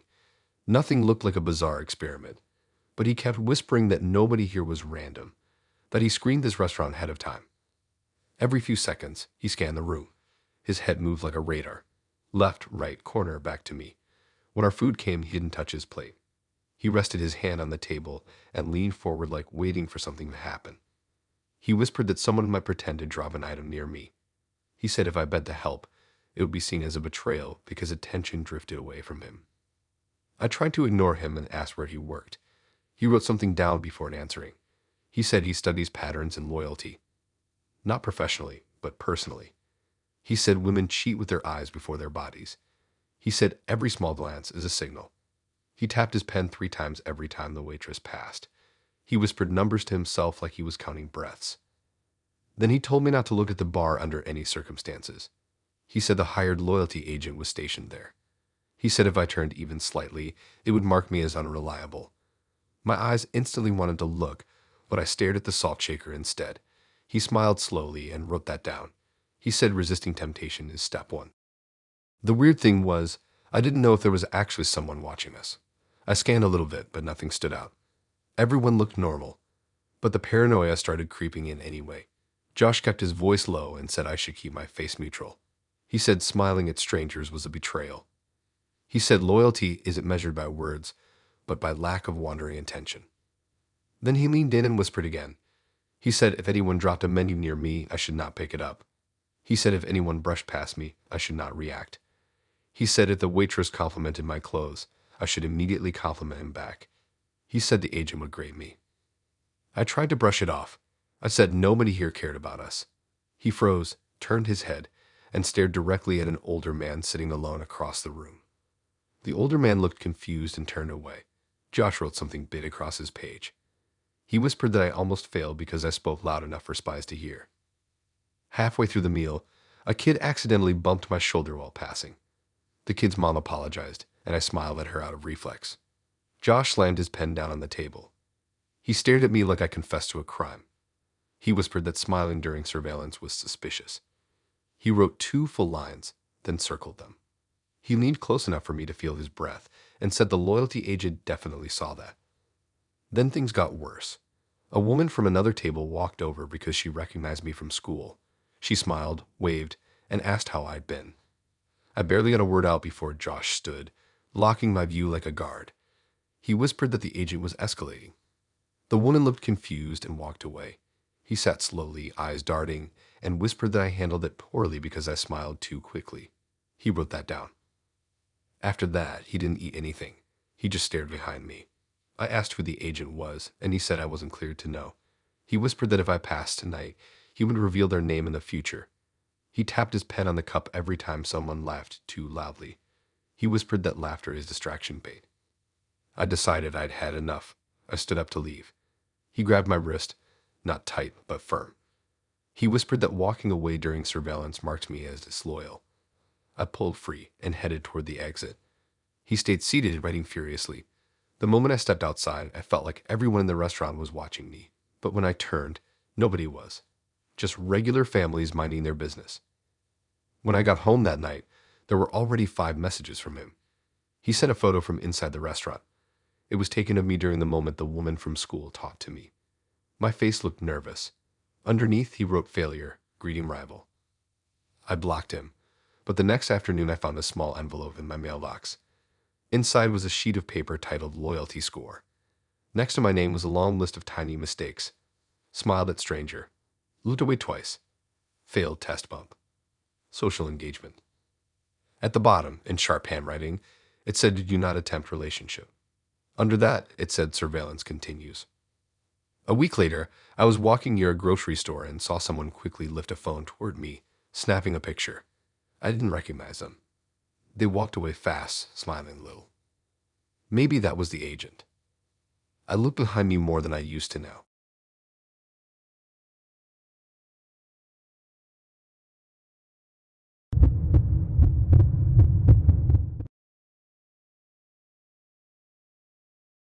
I matched with a girl named Holly on Tinder on a random Thursday night. Her profile looked harmless, smiling pictures, soft sweaters, a caption about loving destiny. I thought she just meant she was into astrology. We talked about food and movies. She suggested we meet at a small vegetarian cafe next to a hair salon. I agreed because it looked chill from the photos. When I arrived, she was already inside near the back. The cafe had green fake plants on every wall and slow music playing. It felt calm, but her face looked way too excited to see me. She waved fast like she was waiting for hours. I sat down and she didn't even ask how I was. She reached into her purse and pulled out a little notebook with tiny drawings. She said today is important. She said she knew it would be the day she meets her children's father. I laughed because it sounded like something you say as a joke. She did not laugh. She leaned close, and said her psychic already told her that her partner would have dark hair, a hoodie, and shoes with white laces. I had all three by coincidence. She stared at my shoes like they were glowing. She told me she works with a psychic who chooses which souls will be allowed into a family. She said no baby can be born without soul approval. I tried to ask simple questions, but she kept talking fast. She said before anyone becomes serious with her, they must see the psychic. She pointed at a door near the cafe bathroom. The door had a purple curtain and a tiny chalkboard that said readings today. I thought maybe it was just a small shop. She grinned and said the psychic already expects us. The waitress came by, and Holly ordered tea without looking at the menu. Then she wrote down my exact order under the date. I asked why. She said the psychic needs to track food patterns to predict a child's personality. She said too much sugar means rebellious offspring. She said spicy food leads to angry souls. I ate slow. Every time I blinked, she kept scanning my face. She asked about my parents. She asked if I ever got sick as a kid. She said childhood health shapes spirit resistance. She asked if I ever thought about how many kids I wanted. I said I didn't really think about it. She wrote disappointed next to my name. After 10 minutes of awkward conversation, she tapped the table twice and stood up. She said it was time to visit the psychic. I said we just sat down. She said the psychic hates waiting. She grabbed my wrist and pulled me toward the purple curtain. The cafe workers did not react. It was like they saw this routine daily. Behind the curtain was a hallway with low red lights. There were jars with salt on shelves and paintings of babies with glowing eyes. At the end of the hallway sat a woman behind a round table. The woman had silver hair tied back and rings on every finger. Candles lit the room. The psychic smiled without greeting me. She gestured for us to sit. Holly sat with perfect posture. I sat slowly because my stomach hurt from how weird this all felt. The psychic stared at my face for a full minute without blinking. Then she tapped the table twice, just like Holly. She pulled out a bowl filled with thin sticks. She shook the bowl and asked me to pick two. I didn't want to touch anything, but Holly nodded like I better do it. I picked 2 sticks. The psychic flipped them in her hand and hummed. She said my spirit line was unstable. She said unstable lines lead to unwanted souls. Holly gasped like she saw a ghost. She asked how unstable. The psychic pointed at a mark on one of the sticks. She said this mark means risk. She said risk means I need cleansing. She told Holly that if she chooses me without cleansing, she might attract dangerous spirit children. Holly grabbed my hand tight. She said we can fix it together. Then the psychic asked for personal information. She wanted my birthday, childhood school, and the street I live on. I did not answer. She wrote unclear next to my name. She stared again at my face. She said my jaw moved too slow. She said slow jaws bring lazy children. She said lazy children attract dark forces. Holly gasped again and wrote notes. At that point, I wanted to get out. The psychic snapped her fingers to get my attention. She asked me to open my palm. She traced a line and said I was chosen by wandering souls. She said wandering souls wait outside locked houses and try to sneak into families. She said if I marry the wrong girl, I will create openings. Holly squeezed my hand harder. She whispered that she believes the psychic completely. She whispered that if I refuse, her future children will suffer. She asked the psychic how to seal the choice. The psychic pointed at a small wooden bowl filled with tiny beads. She said I needed to choose 3 beads. 1 would represent the first child. 1 would represent the second. 1 would represent the unseen. I told them I didn't want to choose anything. Holly's face shifted from sweet to desperate. The psychic leaned over the table. Her eyes never blinked. She said choosing beads is destiny. She said refusing means lost souls will follow me forever. She pushed the bowl closer. I shook my head and stood up. Holly stood too and started crying quietly. She said leaving before choosing means the children will be angry. She held my wrist again and begged me to sit. I pulled away and walked toward the curtain. The psychic hissed loud behind me. Holly started yelling that I was abandoning unborn children. The hallway lights flickered a bit. When I stepped back into the cave, workers pretended nothing happened. I grabbed my coat and walked toward the exit fast. Holly chased me out the front door. She blocked my path and asked me to just choose the beads. Then she said the psychic will choose which souls can enter our life. She said without approval, unexpected souls might find weaknesses and slip in. She kept talking about spirit locks and womgates. I said no and walked around her. She yelled that the souls will be restless now. Later that night, my phone buzzed nonstop. Holly sent pictures of candles burning in circles, along with messages like the psychic says you were marked. Then she sent fake baby name lists. Then she sent a photo of the bee bowl with one bead circled. She wrote this one followed you. I blocked her. 2 days later, an envelope sat on my doorstep. Inside was a paper with 3 baby drawings. One was smiling, one was crying, one had no face. Underneath, she wrote, "Unseen child waits." I threw the paper away, but sometimes when I walk past my bedroom door at night, I think about the psychic staring at me without blinking. I keep my curtains closed now. I don't want wandering anything staring inside.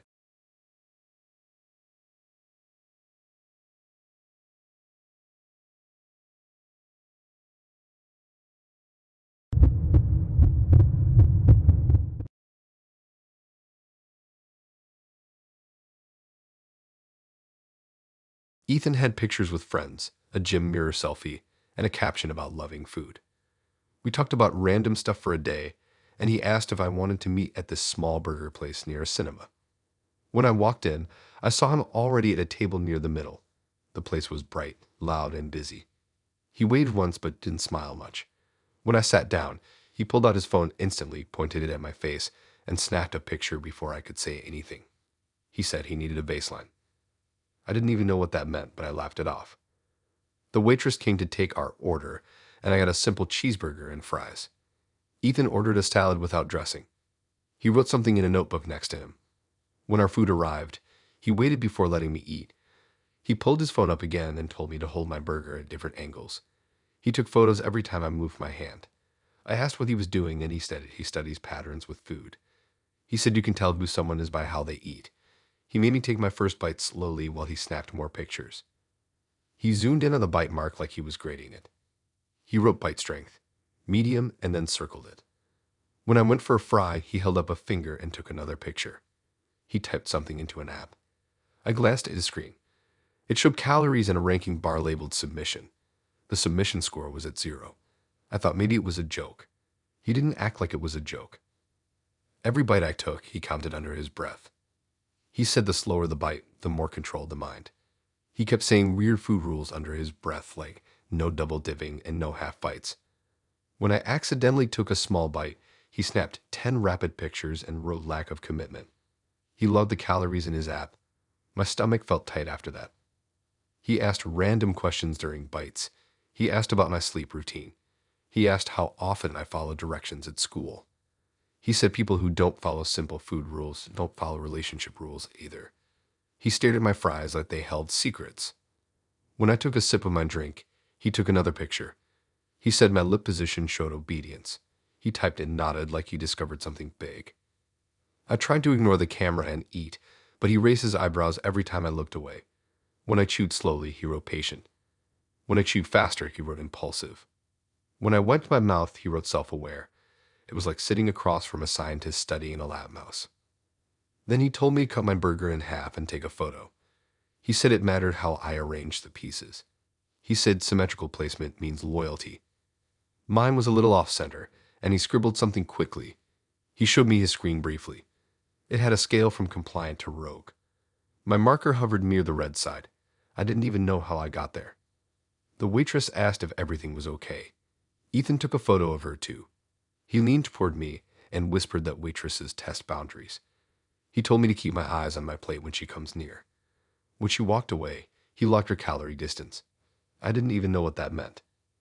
Halfway through the meal, he asked if I was done with my fries. I said maybe. He shook his head, took another picture, and wrote indecisive. He said indecisive people disappoint future children. He told me to finish the fries, so I did. He smiled for the first time when I listened. Submission score went from 0 to 2. He tapped the number and said progress. Then he pulled out his phone flashlight and shined it on my face while I took another bite. He said shadows reveal truth. He snapped 3 more pictures. When I frowned, he wrote trouble with authority. He pointed at my burger and said take bigger bites. I did, mostly to get it over with. Submission score went up to 4. He clapped once like a teacher. As I finished, he pulled out a small measuring tape. He measured the leftover crumbs on my plate and said messiness means emotional chaos. He took a photo of the crumbs and circled them on his app. Then he wrote possible risk next to my name. He asked about my grocery routine. He asked if I ever read nutrition labels. He asked if I ever finish entire meals or leave parts behind. I said sometimes I leave parts. He wrote wasteful. I felt like everything I said could only go wrong. Then he stared at my drink. He asked me to take one last sip for the final rating. I did, and he took a photo mid-sip. He studied the angle of my elbow. He wrote elbow height reveals loyalty posture. He tapped the final button on his ab and smiled. Submission score finished at 6. He said 6 is decent but needs training. The weirdest part came when I offered him a fry. He recoiled like I handed him poison. He said if he eats from someone's plate, he absorbs their food energy. He said he can't absorb my energy until I reach a submission score of 20. He already had this plan figured out. When I asked if he does this on every date, he opened his notebook and flipped through dozens of pages. Each page had a name, dates, food logs, calorie notes, submission scores, and small comments like poor control, unpredictable hunger, emotional eater. He pointed to one page where someone scored 18. He smirked and said they almost made it. I asked what happens at 20. He whispered that 20 means a person is ready for food pairing. He said food pairing means aligning nutrition for relationship harmony. He said without pairing, future meals will crash. I had no idea what any of that meant. I told him I needed to head home. He nodded and wrote departure. Sudden, he asked if he could take one last photo of my empty plate. I didn't want to argue, so I let him. He circled a small ketchup smudge like it meant something dangerous. When I stood, he didn't shake my hand. He just tapped his screen again and whispered update complete. I went home feeling like I had just been studied under a microscope. That night, I checked my messages. He had sent 18 photos of me eating from different angles. He added comments like chewing priority, bite delay, inconsistent swallow. I blocked him. 2 days later, I found an envelope taped to my door. Inside was a printed paper titled Food Correction Schedule. It listed meals for each day of the week and bite sizes for lunch. At the bottom, he wrote your submission score must grow. I threw it away, but sometimes when I eat now, I catch myself wondering about bite angles. I hate that his voice pops up in my head.